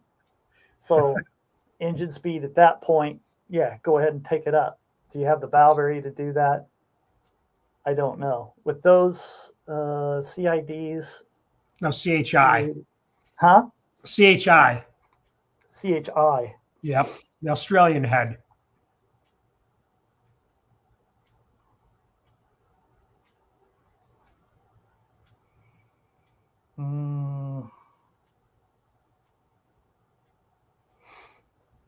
Those heads will move enough to where if you wound it up to with 403 cubic inches, if you turned it to 9 grand, you can make 900 horsepower with it. But that's going to decrease the lifespan of the engine. And does that fit your car, your gearing, your transmission, and what have you? So what car do you have? What training do you have? Then you can pretty much answer what your maximum RPM or power range would be. So if you just want to hit one, yeah, that's pretty easy to do. So if you keep it 7,600 and below, if you keep the power band below 7,600, the engine will last years and years and years. So you have to answer that question for yourself. So John, if you want to add more information down below, when we get down there, we'll revisit that. So thank you again for the donation. Make sure you like this live chat, guys. We appreciate that. That keeps it in the algorithm and keeps us going as we build this channel. David Reed, good to see you. Hello, guys. I have a set of AFR LS3 Mongoose heads that flow good at 7 and below, but back up after that. Am I wasting time with lift over 720? No, you're not. In most cases, no, you're not. So one, you have to ask yourself, I didn't see a power range, cubic inches, power range, yep, or anything else. What did it say here? With lift over 720.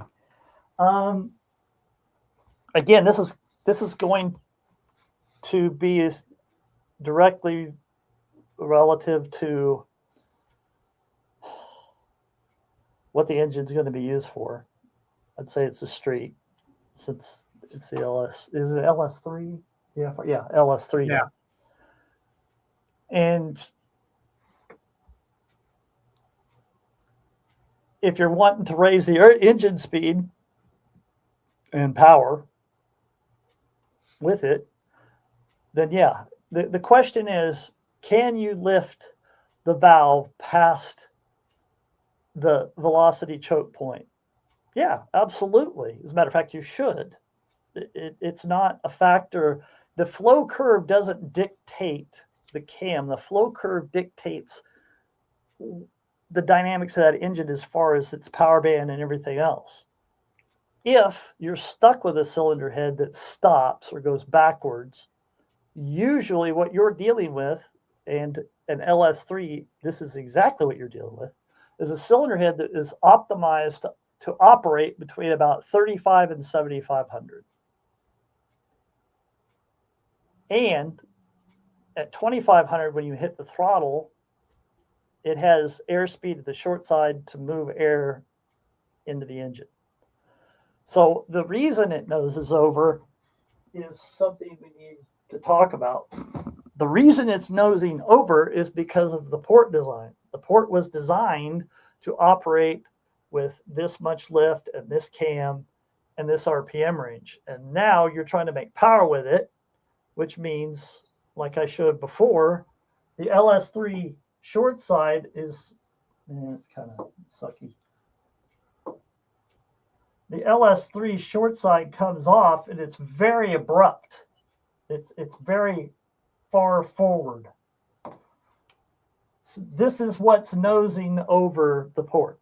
That's what's causing it to go backwards or inefficient, because the airspeed at that point has reached a critical limit to where now you have flow separation and it's shutting the flow zone down. But that's done for a reason. So if you want to increase your power band or your RPM range and power, what you do with LS3, LS7 heads is lay this back. And again, that short side airspeed, the airspeeds in the system, the localized velocities, all this is tuned to the engine's power band and its intended purpose. So when you do this, what's going to happen? You have 1,500 RPM. So your power band is going to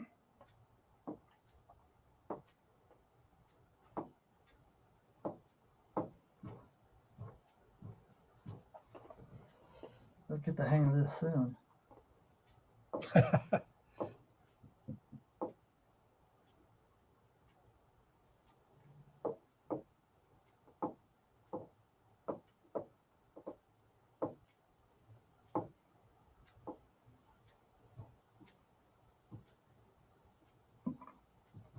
This thing is not cooperating. So you have a power band that goes like this, and by laying that short side back, you're going to gain airflow, you're going to gain the potential to move more air in the engine, but you're going to slow the airspeed down, and the power band is going to want to move up. So you kill all the torque where that port was designed to make it. You're moving your 1,500 from here up to here and killing everything down low, which is why when you take an LS7 or LS3 port and lay the short side back in order to make the flow curve keep going, you kill all the torque below 4,000. It's history, and it's really hard to get. And it makes tuning the transients and throttle transitions and everything else a lot harder on cars, street cars. So should you lift it past 7? If you have to, yeah. It's not something that's written in stone that if it goes backwards at 600 lift, I can't put a 700 lift cam in it. It doesn't work that way. I mean, any way you look at it, I don't know what that number is, 720, but you ain't going to be lifting 720 with deflection and everything else. That thing's going to be probably 6. Not on that. The rockers are too short. I mean, you know what I mean? Even if you got aftermarket rockers and everything else, that's a lot for that short little rocker on the street. Thanks, David.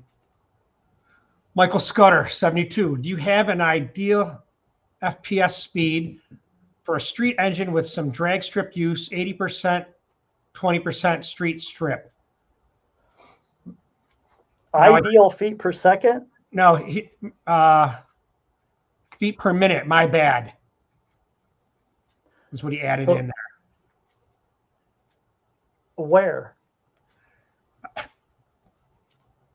Do you have an idea? So yes. an ideal average airspeed, mean inlet velocity airspeed, localized velocity airspeeds, all that's going to change depending on what that engine is, how big it is, its RPM range, and what it's going to be used for.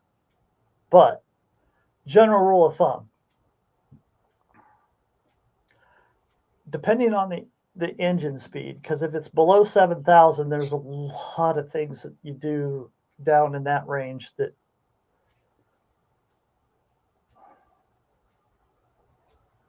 the best thing you could possibly do, no, there's not 1 feet per second or airspeed I can dictate to you that's going to work across the board on all combinations. But I'll say this, you're better off too fast than you are too slow. You're better off with a little longer rudder than you are too short a runner. And you're better off with a little less duration than you think you need and a little less compression than you think you need, and make the engine usable. But airspeed is something that's dictated by the overall engine package and its intended use. So there's not one that I can point to. Okay. Now Jeff's back here. Jeff Strub. It says, let's say 212 intake, 175 exhaust, 15-degree intake valve angle, and say 330 to 350 airflow. How much power can you make at 6,500? Now, I think he's talking about the Buick. Remember the 464? Mm-hmm. So now we have more information. Can it make 769? So we're saying 330 to 350. I'm going to take that at net lift. And at 6,500, where you have no piston speed, and the harmonics on the intake, the runner length and taper and volume play huge dividends down there. Can you make the 700 and some horsepower? I don't know what the camshaft is. And let's say in an optimal situation, yeah. Let's say you had to go to an Engine Masters contest.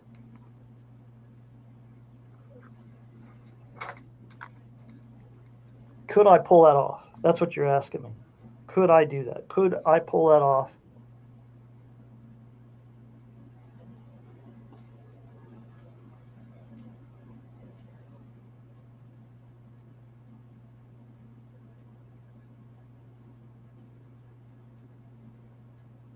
I'm computing airspeeds.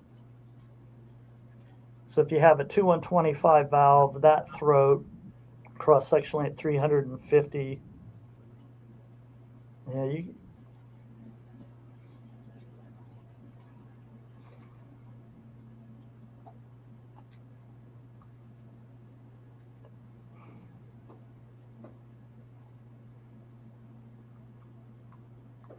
What I'm doing now is I'm thinking, okay, well, I know you have that much airflow on hand, and I'm erasing all the harmonics at 6,500. Could you pull it off? Yes, you could pull that off.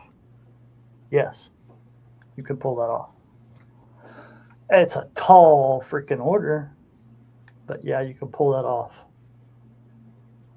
There it is. I mean, I don't know what the compression is, what fuel you're using, what manifold harmonic you're on, plenum, carbureted, EFI, nothing. But is that possible? Yes, that's possible. Okay. There you go, Jeff. Now, Michael added on to this. He said, just what's an ideal piston speed for a naturally aspirated street strip engine? 80% street, 20% strip. Below 5,000 feet per minute. There you go. Just don't exceed that. Sales at only drag race engines unlimited drag race engines exceed or operate in the 5,500 to 6,500 range. Mm-hmm. IHRA Pro Stock, Extreme Pro Stock, the large engines, 956s, they're at 8,500. There's no valve on the planet that could feed that. They're in the stratosphere. Big Block Clones, he says, so what part of the power band do you optimize in a single cylinder engine that uses centrifugal clutches such as mini drag bikes and race carts? That's a situation where you just make as much power as you can, as wide as you can. Peak to peak, stretch it out. Oh, single cylinder engines you can't take advantage of the harmonics in the manifold. You can't take advantage of the exhaust system, any of that. That's all out of there. So your VEs are going to be what, 65, 75%? It's going to be damn low. Peak to peak. Put that question back up. Okay.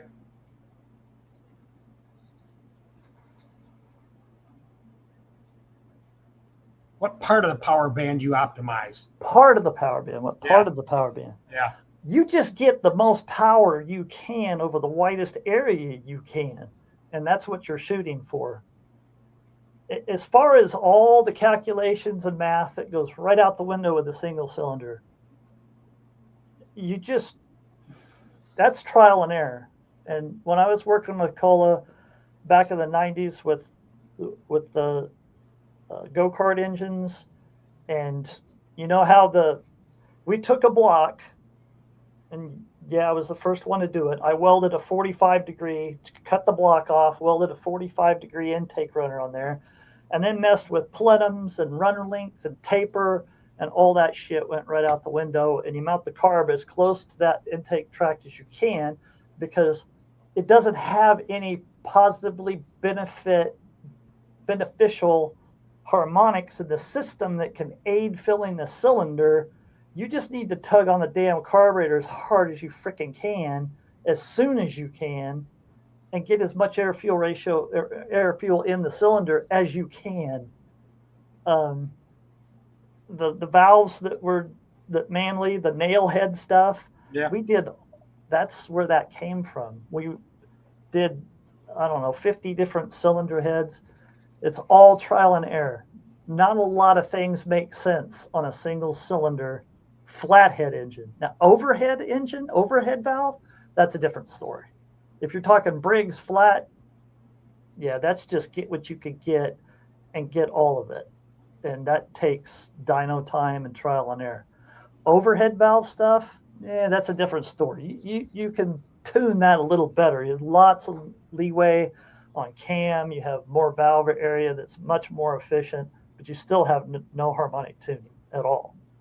So your VE is still low, and it's still, the majority of that is trial and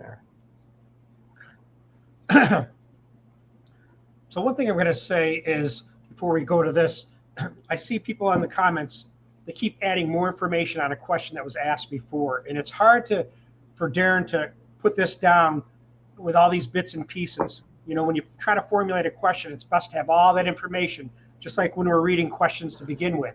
How much can this engine make? How do I make 769 horsepower? And you only got one of the answers. So when you start adding them on here, it's hard to, I don't want to go back and try to revisit that question when I see 6 more pieces of information for that same question. So just try to put it all in one question in the beginning. Just give you some FYI there. But Salter Racing, great guy. He's got his own YouTube channel, does a lot of cylinder head stuff, does a lot of circle track, the NASCAR type stuff. It's good to have you on here. Appreciate that. Thanks, Brian. Yes, thank you. It's a gift to have people like Darin Morgan. Appreciate the channel. We thank you. Charles Servito, he's another guy that does cylinder heads. He was on here. I saw him talking to someone else on here. So thank you. At Salter Racing, this channel with Darin and Tim and your channel are only ones I watch and learn about performance engines. There you go. That's because you're a gearhead. That's it. We're born with it. It's what we think about. Tim Halston are the A2 heads. They're A3 heads, and they're really the same as a high port Cleveland head. They have the same raised exhaust and the same raised intake, only they're made out of aluminum. So other than that, they're the same. You know, you look at the difference in the NASCAR cylinder head designs versus the drag racing and unlimited NA stuff. There you see, especially with like the SC1 cylinder heads, you know, those were specifically designed to operate with the valve angles, valve rotation. That was designed to optimize that valve area in that RPM range and those transients for that intended purpose. If you try to take an SC1, which tried it many, many times, and put it on, say, a small cubic inch drag engine, they won't scatter shit. They're horrible. Right. They have no can, no valve rotation, nothing that you can raise the engine speeds and capitalize on that. No matter how much they flow, they won't wind up. You can't move the engine speed up. So thank you, Eric. Jeff says, my LS7 motor project is going to use Copo style pedestal type adjustable rocker arms. In your opinion, will the valve control be compromised with a titanium valve train and 9,000 RPM peak?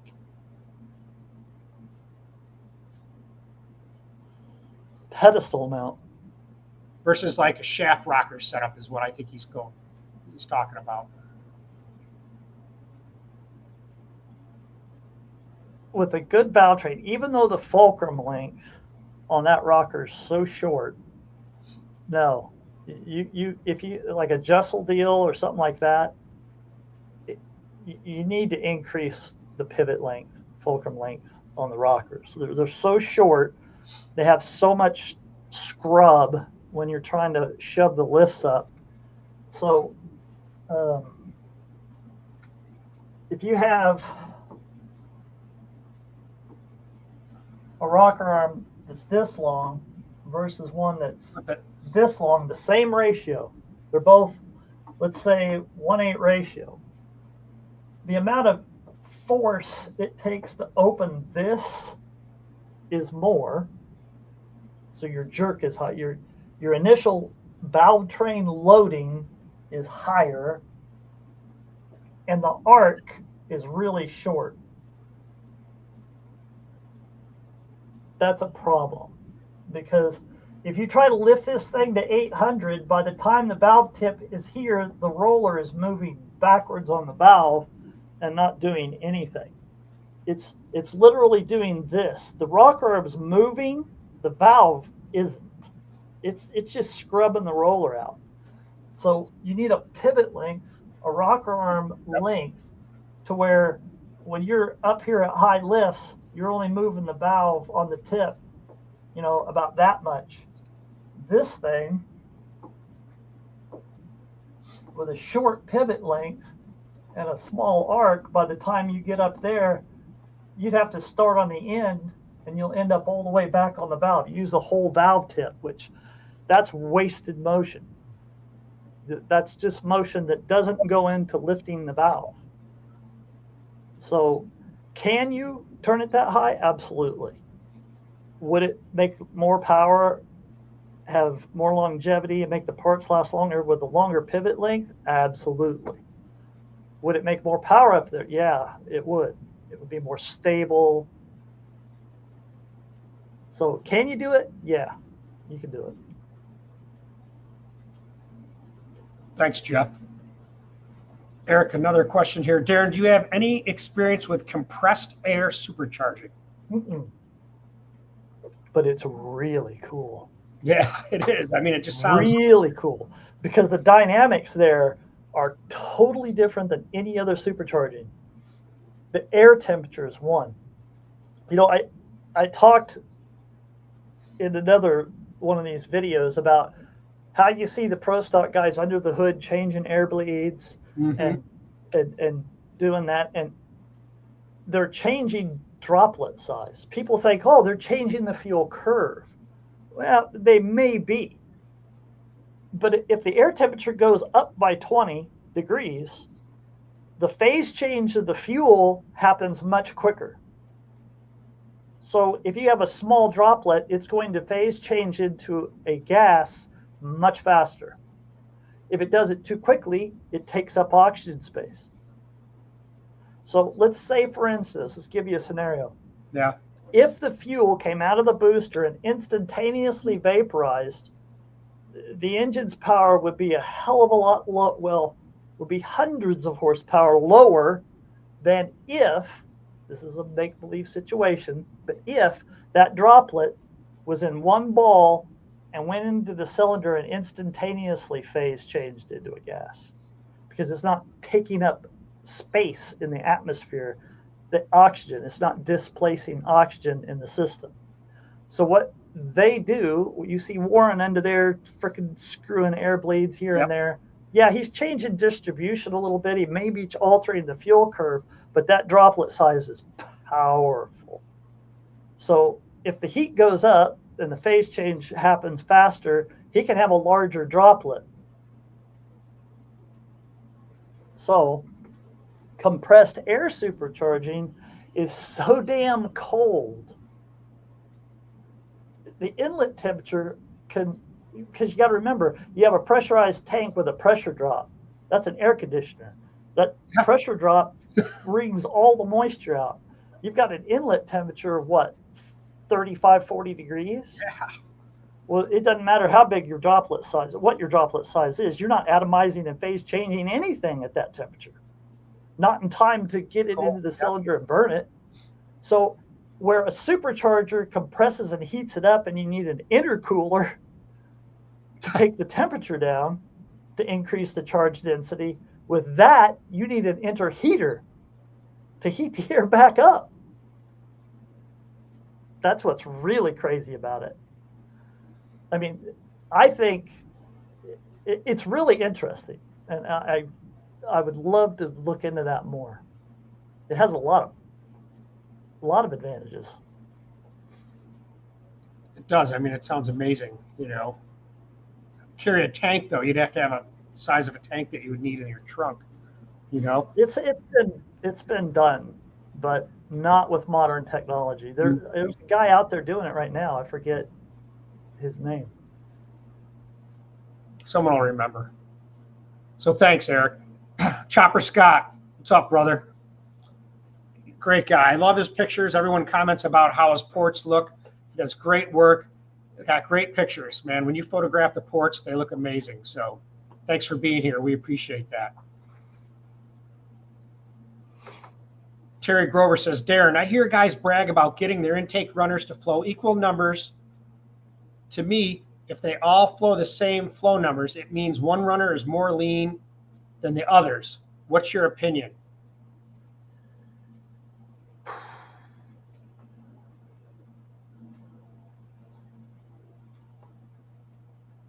Flow equal numbers. Well, I got to ask, what are you doing to make them flow equal numbers other than just making them straight and aiming them correctly? Boy, I don't know if I can answer that question because, yeah, there's too many off-roads on that one. What's my opinion of that? I don't have an opinion of that. I don't approach that like that at all. Well, there you go. Thanks, Terry. Evan says here, based on manifold flow characteristics, i.e. airflow, fuel flow, have you varied the combustion chamber CCs between cylinders to optimize burn efficiency, rich and lean, between cylinders and an engine? Let me think. Have we had a case of doing that? Yes. I'm trying to think.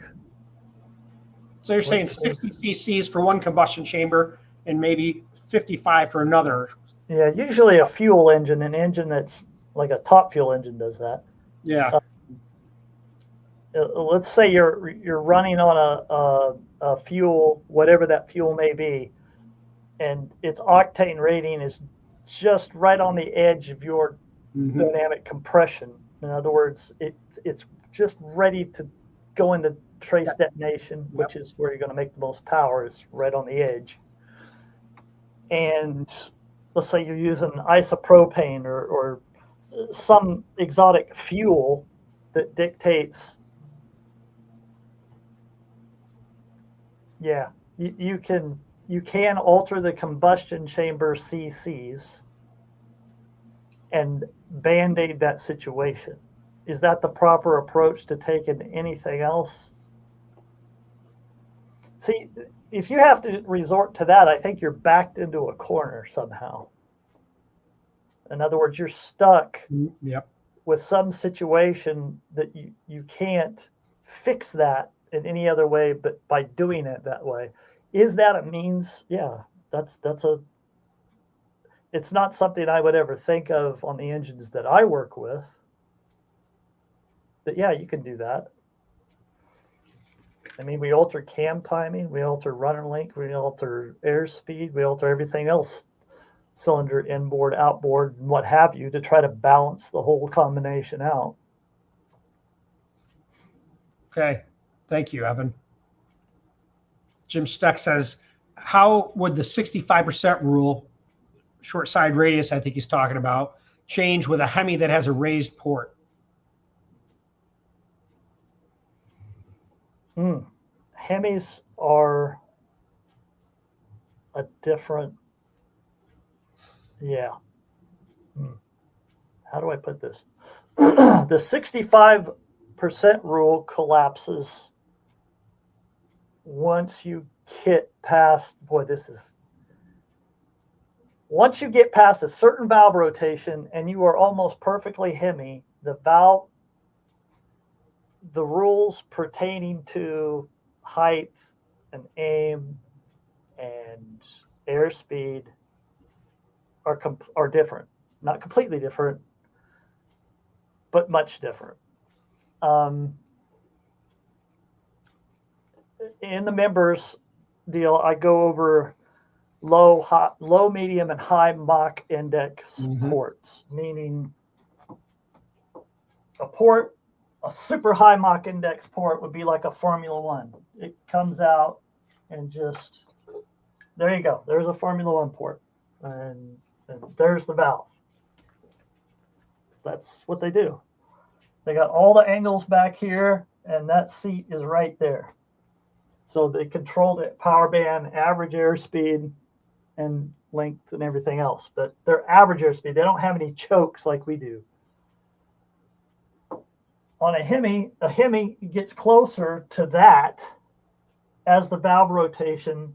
If your valves are here, that's fine. But once you go past and your valves are almost directly apart and you have a perfectly straight port, you can go right to a high Mach port and they actually work better. A high Mach port quickly is a port that can withstand higher air speeds up into the 700 to 720 range instead of nosing over at 690. Well, they still nose over, don't get me wrong. Instead of 58 to 59% of Mach being 85-90% of the choking factor, it goes down the hill quick. Oh, well, what you see is a high Mach index port will be slightly offset and then hang for a lot longer. In other words, it has a little higher efficiency at the higher air speeds, and you could capitalize on that. And the Hemis are that way. So to answer your question, no, the 65% rule does not pertain to Hemis. Okay. Thanks, Jim. Jeff Strub. Darin, have you flowed an intake manifold on a cylinder head on a Flowbench? Did it increase flow, airflow? There are certain instances where that happens.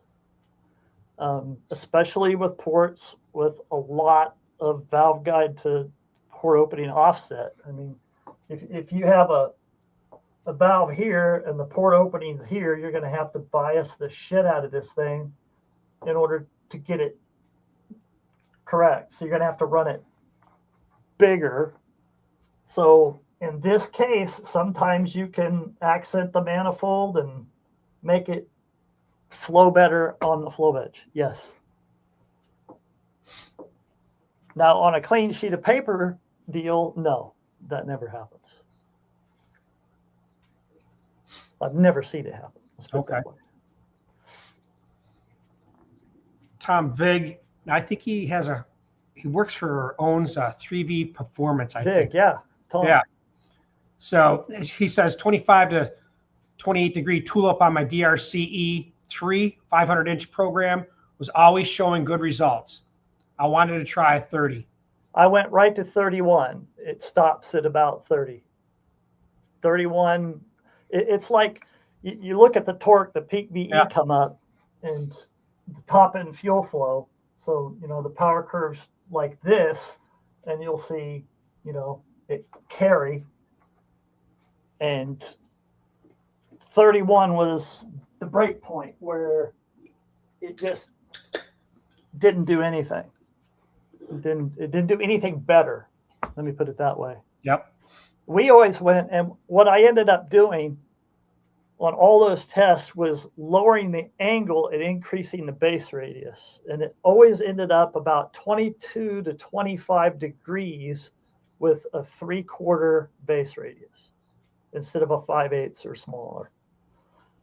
So what I'm talking about there is you have your back angle here. So let's say that's 20 degrees. You can control the pressure recovery underneath the head with this base radius right here. So instead of coming in with a small radius, you can just fill that with a huge radius, even a 1-inch radius, and still maintain a lower profile here. It's one of those situations you just got to figure out what the engine wants. It's a give and take, but that's where I ended up with 25 and 5/8. That's the best I found, with a 85 margin with a 50 thousandths radius on that margin. Yep, that's about the best I've been able to muster. So Tom, thank you. And I mean, that's a great point right there. Here he is. He's got his own business, works there, does this stuff. And right now you just saved him some headaches. Tom's built pro stock engines his whole career. Nice. Thank you. Now, Bart Taylor's coming back, and he's talking about that 306 that he drag races. You talked about the tulip exhaust valve. He says, what percent of throat? Because he's going to go home and do it. Well, here's the cool thing with a heavy tulip valve. Thanks, Tom. It allows you to run a bigger throat because the pressure recovery under the head is so smooth and so well controlled. You can start shoving the throats out and gaining more area. So let's look at it like this. The blowdown phase is the most important phase during the exhaust cycle. So if you can expose more area and smooth with no flow separation or inefficiencies in the system, you can initiate a blowdown phase of a higher order, thereby decreasing your exhaust and your pumping losses later on. So you have more area at your disposal, flowing more air, smoother. And what you see when you do that, and this goes hand in hand with the amount of lift and the engine's RPM range too. So on an unlimited engine, the throat would be 94 to 94.5% of the valve. It's huge. In machining cylinder heads, you have to go do certain things in order to achieve that throat. Because let's say we have an exhaust port that comes out. That's a horrible one. I'm not doing that. You have an exhaust port that comes out, and you have, let me think about this. That one still sucks.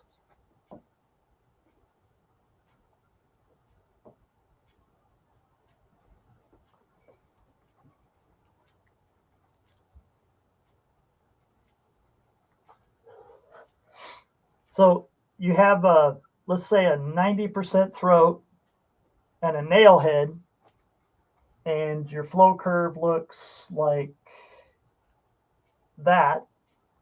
And then you go to this heavy tulip valve and a 94 or even 94.5% throat, which is huge. What you'll see is this flow curve will do this. And the break point is always 450, the convergence point, where the throat area and the curtain area are the same. So if you have a tulip valve, let's see if I can draw this here.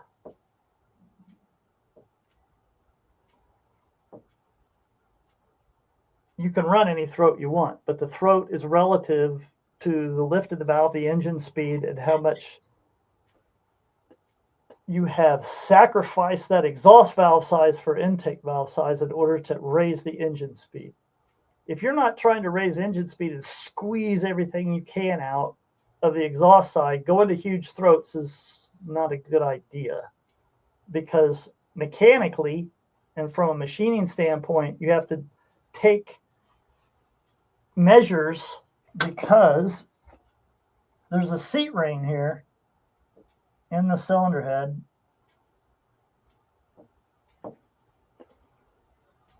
Okay, let's say that's the seat ring.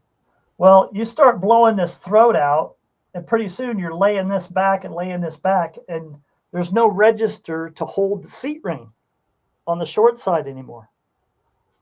When you get that big, you have to go to a bigger exhaust seat in order to get the footing, the register large enough to support it. So be careful. If you ever go into a cylinder head and you want to try larger throats, make sure that seat register is at least 125 around that valve. If you take it to 50, sometimes it'll cave in. So you have to take that into consideration. Or if you have a seat ring, you could literally take the seat ring, which we did all the time, and let's say you want to try a 96% throat. Well, now there's nothing left of that seat ring. There's no register. So you take the seat ring and you machine it offset to the valve guide center line in the direction of the short side to equal the register so it will live. So a lot of people don't want to go to that. It's a pain in the ass, because anytime you got to redo a seat, you got to dial it up in the mill, look at your notes, figure out the offset, machine it out, and machine it for a new seat. You can't do it on a seat and guide machine because it's offset to the valve guide center line. I think I answered that question. There you go, Bart. Thank you. Now, the RPM range too, also, you're not going to put a 94% throat on an LS3 engine on the street. No, you're going to run 90%, 91%. Mm-hmm. So the throat is relative to not only how much you sacrifice that damn exhaust to try to gain intake area, but also the engine speed and the intended use of the engine.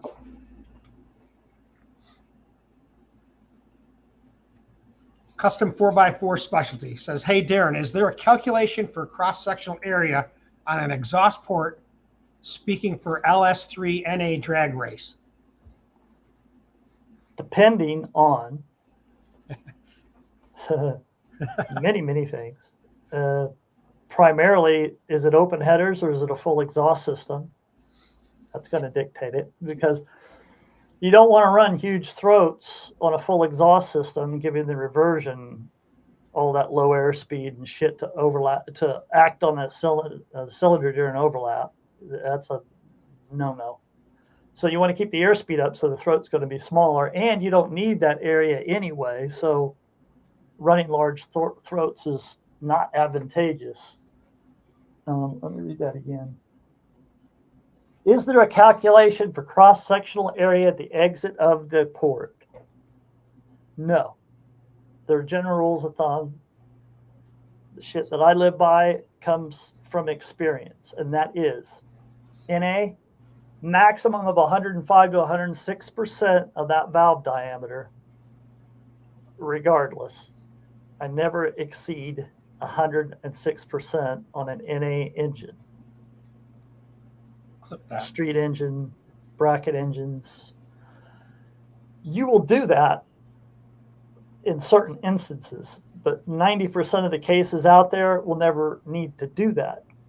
And if you want exhaust flow, you just make it bigger. It'll flow more air, but you're also narrowing the power band by opening this trumpet up to the reversion aspects, the negative parts of the harmonic and the exhaust system, which are going to act on the chamber. So if you keep it, depending on what you're dealing with, keep it smaller with the airspeed high, will broaden the power band and make the chamber less cam timing sensitive. If you just blow them out and make them huge, but let's say you just match it to the exhaust pipe, that's a disaster. That I have never, not one time in my life, seen that work better than developing the exhaust port with a higher airspeed to dump in to a much larger header. So with that being said, is there a general rule of thumb? 106% for NA, no bigger, nitrous 112. It always seems to end up there. So if you have a nitrous engine with a 2060 exhaust valve,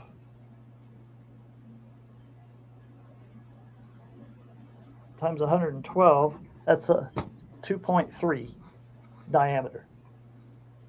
And on some nitrous engines, I've went 3 inches on the exhaust just to slow the gas speed down.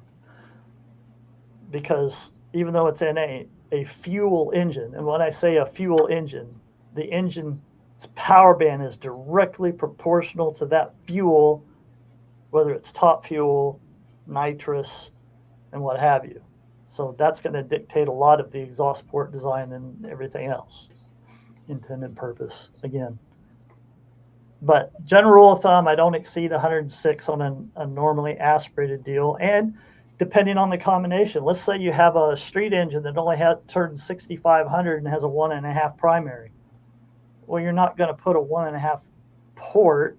You're not going to have a bigger port than the primary. So there you have to make some judgment calls. Is there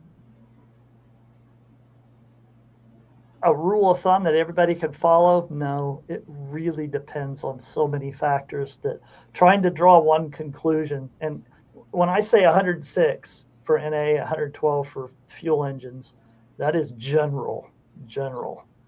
That's not something that you adhere to, pat.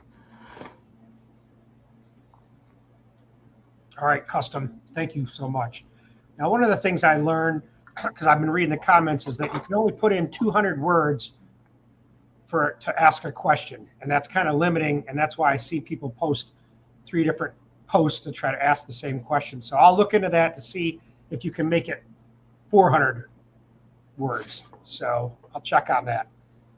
Maybe we should do a questionnaire sheet and list the variables I need to know in order to answer your question. Do it. We can. That's good. I think I'll do that. Because I think a lot of the guys have the information, but looking at here, they can't get it all on one post. So I'm not sure if I can change that. There's got to be a way to make that so you can have larger posts. So. Well, let's say a customer comes in, he has an engine, he wants to pick it up or gain power or change it for a different course of racing or what have you. That's an hour-long conversation. Because if I'm going to help him develop that engine further, I have to know where he's been, so I don't cover all his old territory, what he found, how he got to where he's at, then analyze the whole thing, every single aspect of this engine, and then make a determination on what to do. So that's why I say there's no easy answers. Next time what we'll do, we'll come up with one and I'll put it kind of in the description, and you know, you can try to fill it in, and I'll try to make the space so you can put more than 200 words in, or 200 letters in there. You know, at BES, I work for a job shop. Everybody's a job shop, meaning customer comes in, says, I want this, I got this much money, can you do it? Yes, I can do it. And at that point, we don't have research and development. We've already done that. And we take on the jobs that correlate with our body of knowledge. And then we throw what we know at it. So if we tell a customer, listen, for 20 grand, I can get you 50 horsepower, but I got to change this, this, and this, and I got to alter this, this, and this. We better be able to pull that off. That's the reputation of the engine builder. Sure. We throw what we know at it. So when I tell somebody, yes, I can get you 30, I know I can get him 50, but I'm not going to tell him that. Got it. Okay. 20 grand though. That's not out of the realm either. For super stock or something, right? It's like right before Kennedy passed away, Don Kennedy, Pontiac super stock racer. Yeah. He brought his engine in, and I tell this story because that engine combination has been around for 40 years. And every engine builder on the planet has worked on it, developed it over a course of decades and decades. But it is an extremely limited engine combination. Valve size, port volume, underhood clearances. I mean, that's a small package to work in. And you're trying to get around the limitations of that combination, i.e., in this particular point, the valve area, because that is the primary limiting factor. Mm-hmm. Yeah, I need a big, that's the cork on the bottle. I need a bigger cork, but I can't get one, so I have to make that one more efficient. So how do I do that? And that was, I learned about a decade ago how to develop a high Mach index port for a low port that would still move the air, because it moves 335 CFM. It made 730 horsepower, which equates mathematically, that falls in line at that engine speed. But it wasn't making 730. It was only making 697. Now, did I know that power was there? No. Absolutely not. Did I know that port would work? No. I had a good idea. It had worked in previous cases. And it was 30 horsepower in his case. Same flow curve.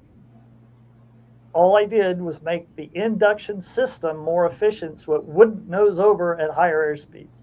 And that thing is operating at Mach 0.7. Stupid high. Wow. R.I.P. Kennedy.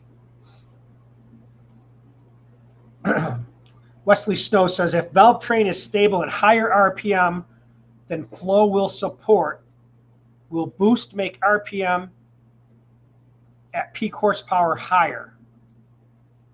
Going to become a member of this channel. Okay, thank you. You know what? I thought I saw that you had something else here that were. Oh wait, here it is. Same question worded better. Please answer. Does boost increase the RPM at which the engine makes peak power if the valve train is capable? The flippant answer would be no, absolutely not. Unless the engine's undervalved. In that case, it can a little bit. But when you boost an engine, you're increasing charge density. The power band's going to go down, not up, in 99% of cases, unless the engine's hurting for air in the first place, Yep. which could increase. So when you boost an engine and you shove more air through the system, the RPM range, let's say if you're 65 to 85, would go from 55 to 75. And you put another atmosphere to it, and it would drop to 7. So that's usually what happens. Now, there are other instances where it increases, yes. On some small block engines with limited induction systems, boosting them will raise the RPM range. But generally, if you have an optimized situation and you boost it, RPM drops. Just like if you add alcohol, which raises charge density, it's 400 to 600 RPM lower than like a gasoline engine. There you go, Wesley Stowe. We'll see you in the membership. Bodacious Fab. Any pointers on making a small cube Coyote make NA power and survive at mega RPM? Yeah, I'm working with individuals to do that. And that's not a problem. I mean, 3,500 horsepower out of one of those things, that'll be done here probably within the next year and a half. But you have to re-engineer everything. Billet block, billet heads. Yeah. Well, I'll No, tell you mega RPM. Mega RPM. To make NA power, yeah. Boosted power is what I'm talking about. To make NA power to 5 mega. Let me read that. Mega RPM. Depends on what you call mega RPM. Yeah. Taking the piston speeds right up against the valve area. I mean, you're talking 400 CFM. That's 950. So ask 950 horse or 1,000 horsepower. So ask yourself, how high do you got to turn that cubic inch engine to make that system reactive to make 950? It's not a case of just spinning it as high as you can. It's as high as its efficiency curve will take it. And on those things, I would have to work it out, but I could tell you what it's capable of and how high you could wind it. But is it possible? Yeah. I mean, you look at the pro stock bikes. I did all the cylinder heads for Antron Brown and Angel when they were with Schumacher's on the pro stock bike team. I did the heads there for about 2 years. If you look at those engines turning 16,000, the piston speeds are stupid. It's an underscored. It's not a good bore stroke ratio. It's not a good situation. But the 4 valves, the area that they had, you could raise it. The 2 valves were really, really limited. Really limited. They went right up against the valve and just quit.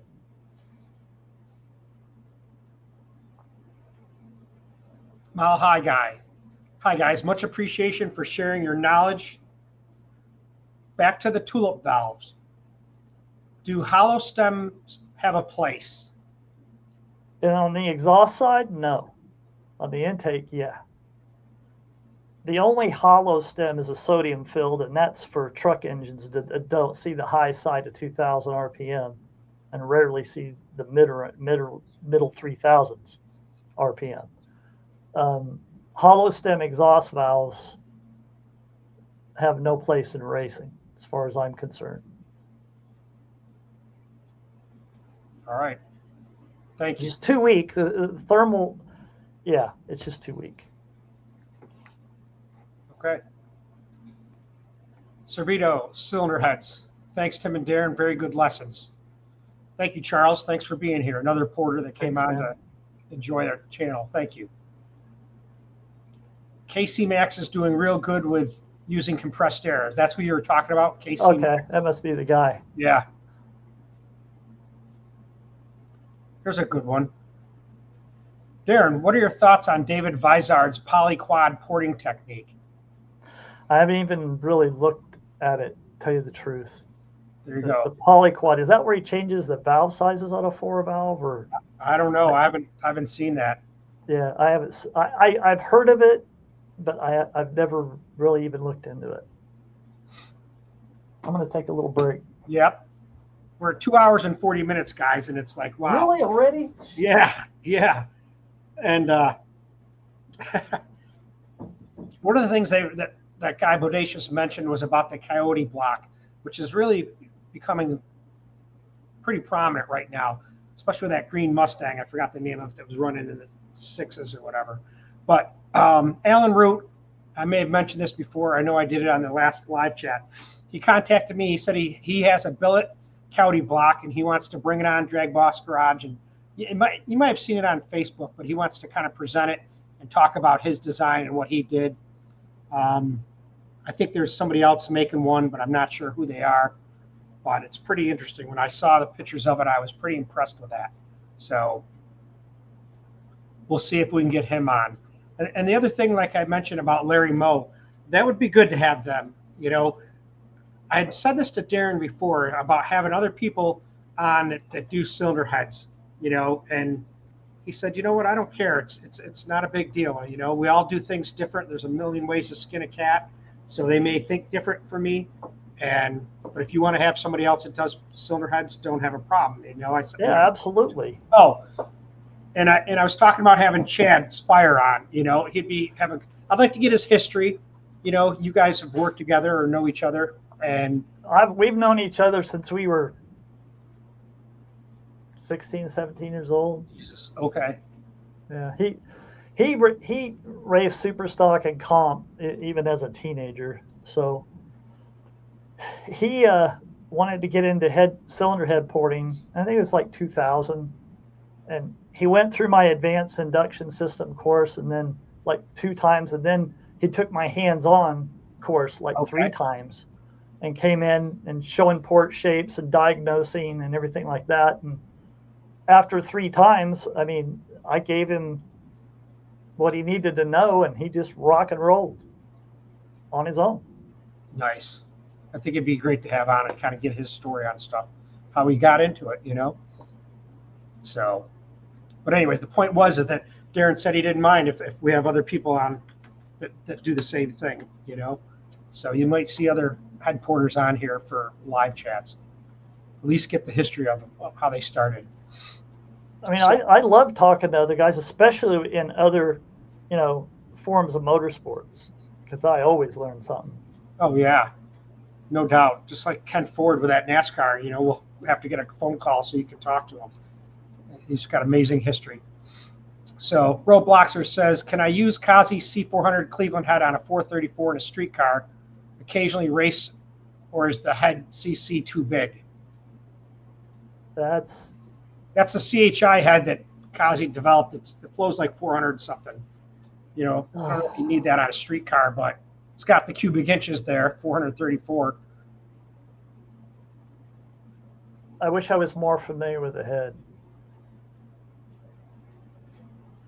I did the ports in his SR71, but yeah, I'm not familiar with that. It's a CHI head that he ported, that he designed the ports for, and it flows like 400 at like, I want to say 400 at 900 or something, or 1,000. Well, if he's getting that much airflow out of there, that's going to tell you that the mean effective flow area is probably pretty gracious. I mean, the port has to be a certain size in order to move that. Right. The question you need to ask yourself is, how much air is your engine asking for, require? How much air does your engine require for the power you want to make? So you see, okay, yeah, that's 434, but I don't know what RPM range you want to operate. Let's say 7,500. So you're going to make peak torque, let's say at most, so occasional race. Let's just say you want to put up with a high stall converter, 4,500 torque peak or 5,000 torque peak, and shift it 75. In that power band,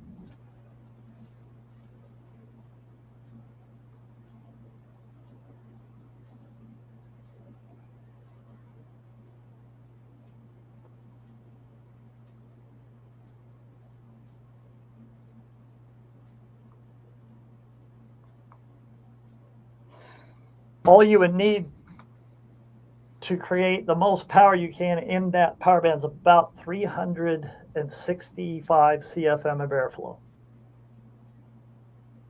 So just basing it off of nothing else other than the required airflow to turn that engine speed and make a high VE, 400 CFM is too much. The ports are going to be too big. So it may be lazy.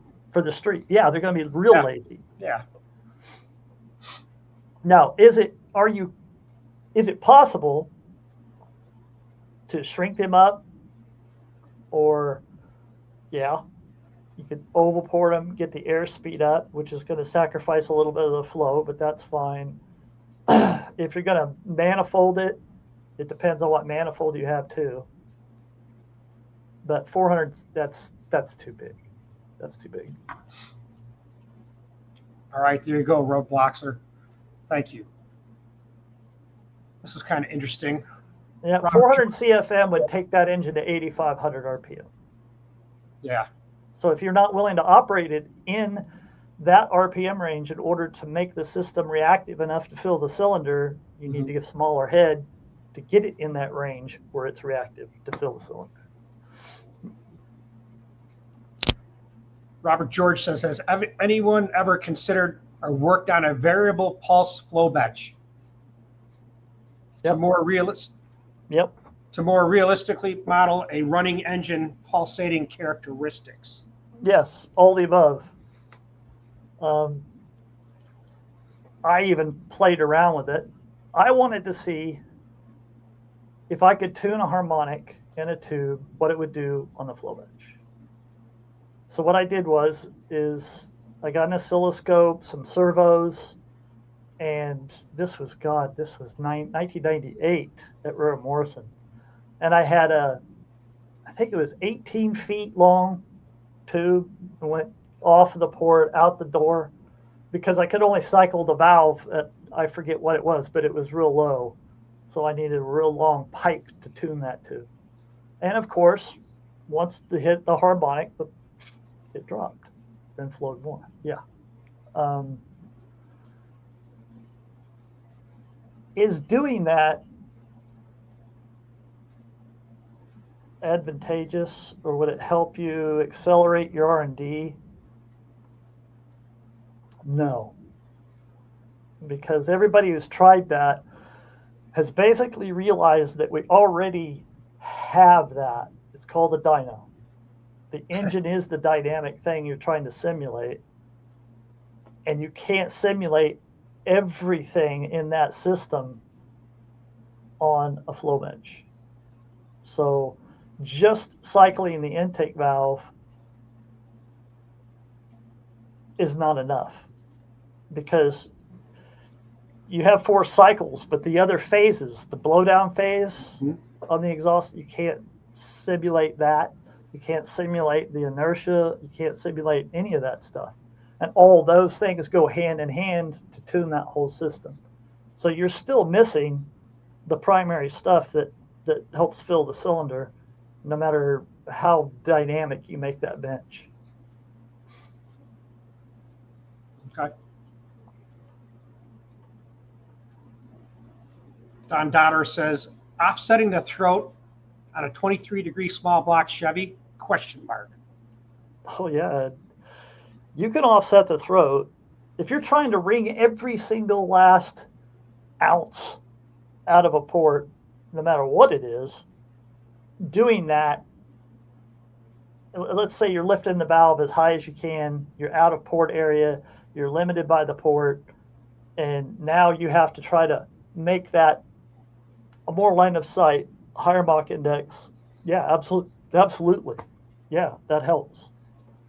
And on low lift stuff, it really is not an advantage. 625, 700 lift. Not until you get up 9, 1, 1, 2, 1, 4 gross lift do you really start seeing the dividends that pays off. Thank you, Don. This gentleman says, hello. How good are the small block Chevy All-Pro spread port RR227 heads with two 150 and 160 valves.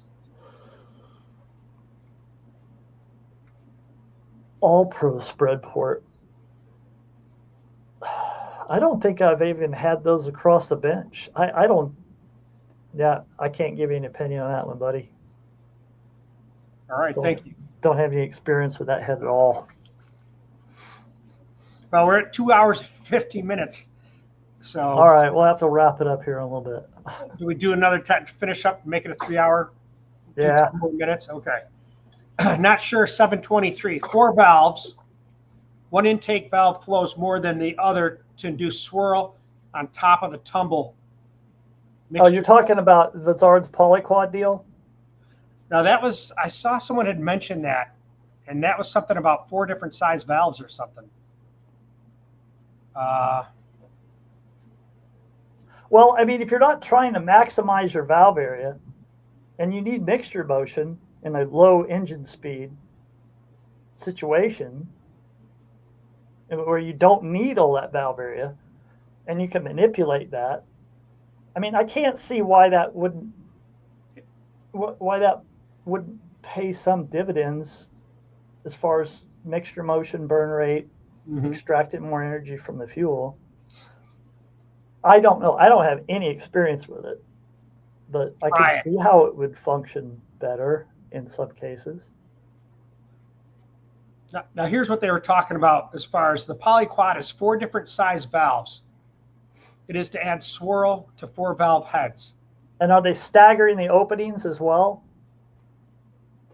Charles, you can fill us in on that. Now that's from David Vizard. In other words, the small valve opens first and the other one comes in later, or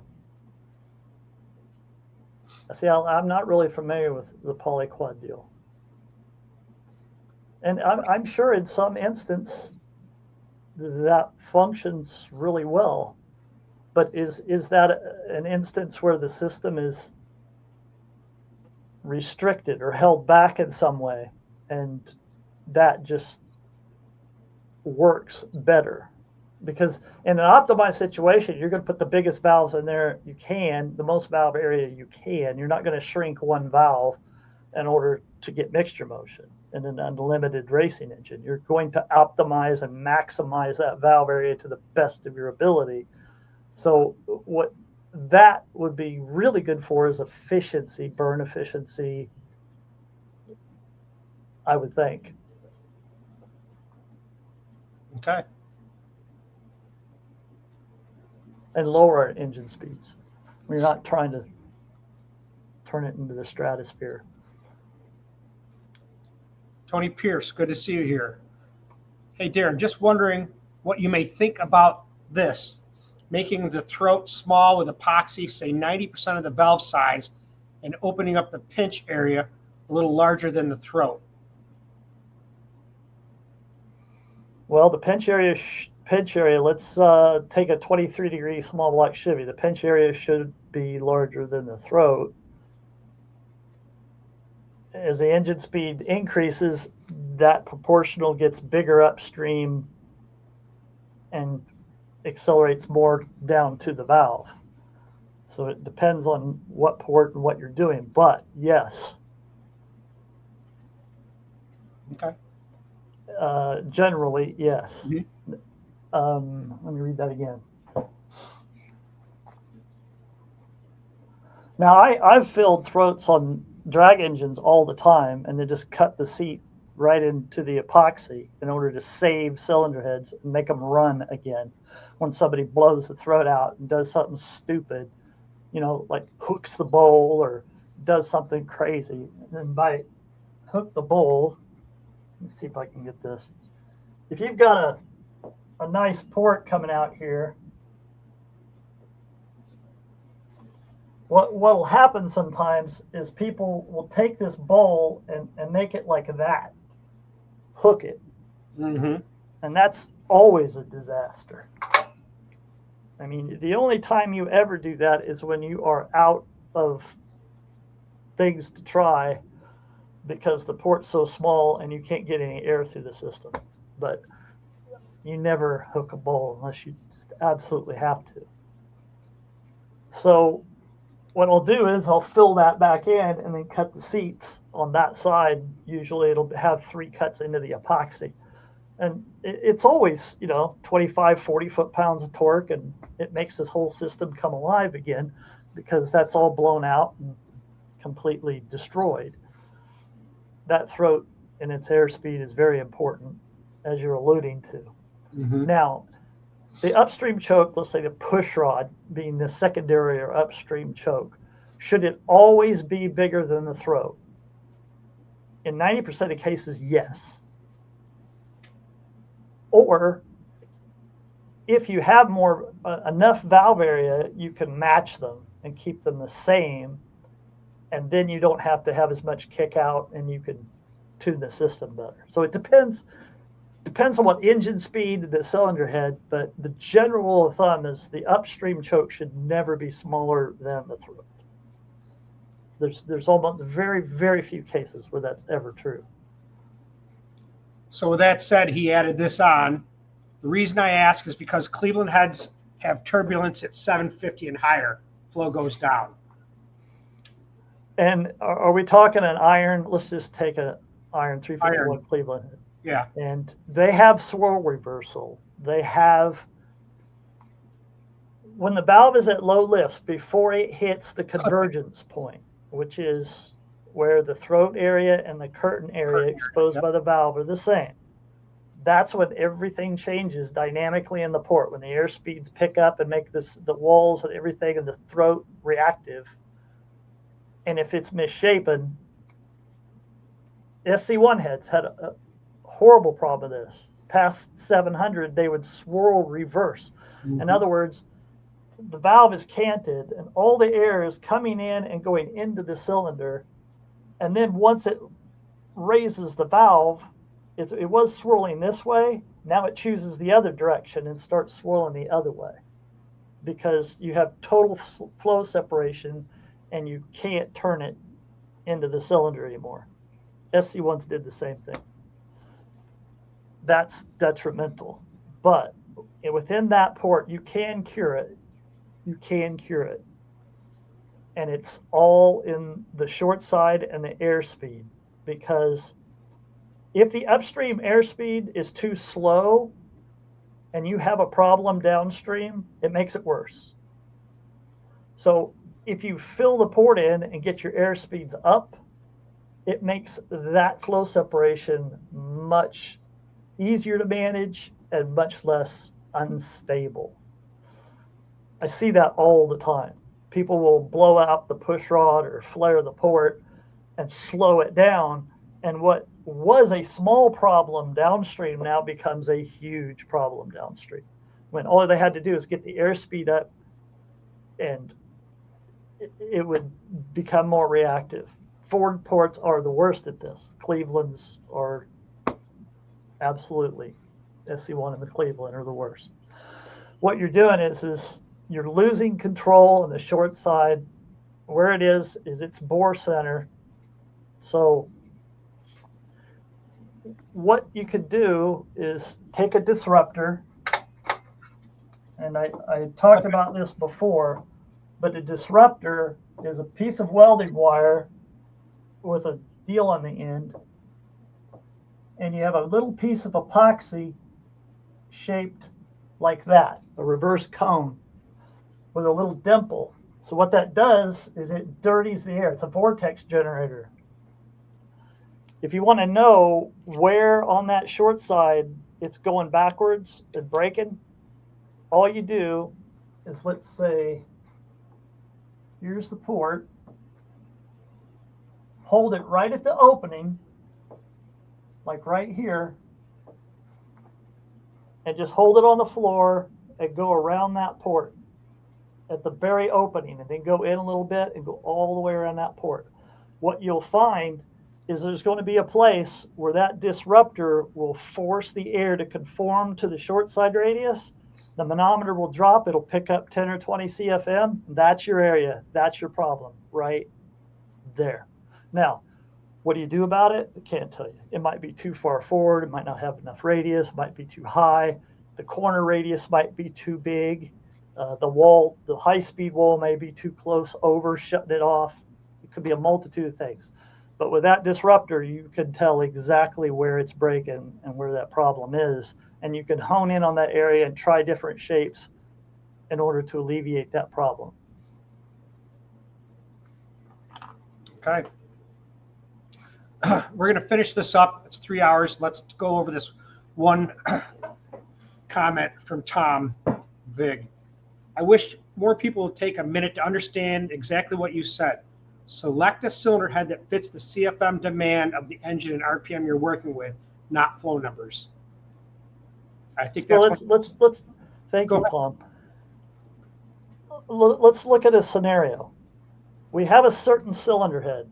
I'm not even going to look at CCs. I'm not going to look at valve area. I'm not going to look at anything. This cylinder head is a given size. The size and the valve size, you have to make that system reactive, get the air speeds up in order for this to dynamically operate. Mm-hmm. So if you put that cylinder head on a 500 cubic inch motor, it'll make peak power at 7,000. If you put it on a 350 cubic inch motor, it's going to turn 9,800. Why? Because you have to turn a small block higher to get the same amount of airspeed in the system to make it reactive so it works, so it functions. So that's why we say you can take a big head, put it on a small motor and wind it higher, or vice versa, or tune the system to work with that particular engine at that particular engine speed. That's where all the port CCs came from. Well, I have a 345 or a 335 or a 365 or a 375 cc big block Chevy head. That's a roundabout way of gauging the average airspeed in the port, negating the manifolding and everything else. But everyone knows that you're not going to put a 335 cc port on a 632 cubic inch engine, because you're not going to get it past 6,500 by the time its reactive range of pumping air through that system to get the airspeed in a range where it's reactive is down there. You put it on a smaller motor, it'll move it up where it's reactive. It's going to have what I refer to as a natural VE curve. That system, the intake system, the exhaust system, the camshaft events and timing, has a natural VE curve where it's going to want to make its efficiency range with any given engine's size in a certain RPM range. The idea here is to match the heads, the cam, the exhaust, the intake, and everything else to work in the same range. But you know, when you're a racer and you're out there racing, who wants to tell anybody that, oh yeah, how big is that cam? Oh, it's 550 lift. Who wants to say that? Who wants to say you have 230 degrees duration at 50? We all want to say, hey, we're running 280 degrees at 050 and we got 800 inch. You know what I mean? It's just like flow numbers. It's all build it for what you want to build it for, not for what you think it should be. And this is an iterative process. Every decision you make is predicated on the decision you made before. So you have this cubic inch motor, 350 small block. Okay, well, what bore do you have? Well, I got a 4-inch bore. Okay, right there, that's going to dictate your valve size. It's going to dictate the airflow. It's going to dictate the power range, regardless of anything else. But let's say you don't want to turn it that high. Say you have enough valve area to turn it 8,000, but I just want to make power to 7,500. Fine. Now that gives me the latitude to shrink the valve and size everything to work in that range. That's the way it works. Yep. It's a bunch of decisions and the best compromise on all those decisions. Perfect. Well, let's end it at that. I mean, I know there's a bunch of other questions, and then we'll have to figure out how we're going to do this. We got to do some research on this sheet that we're going to do so guys can fill it in, whether email it to me. I'm just hesitant about giving my email address out after we got hacked. So we'll have to figure that part out and try to make it so you can write everything down in one space, not 200 letters, or just enough room. That's a good idea. So, guys, I appreciate you being here. A lot of professionals here in this group. So thank you so much. And like I always tell you, you're always seeing and learning something new on Dragboss Garage, and I mean it. You know, there's a lot of things coming to this channel. It's not just going to be me and Darin. I'm bringing in a lot of other couple engine builders, a chassis guy. We're going to have our own parts department. Thank you, Ed McLemore. So we're going to have that set up. It's growing. So, but we ain't going to really put it all in until Darin retires. He's going to be at BS till he's 65, and that's how it's going to be. So appreciate you being here. Thanks. I'm gonna freaking keel over in the shop. I ain't gonna quit. There you are. Nope, don't do it.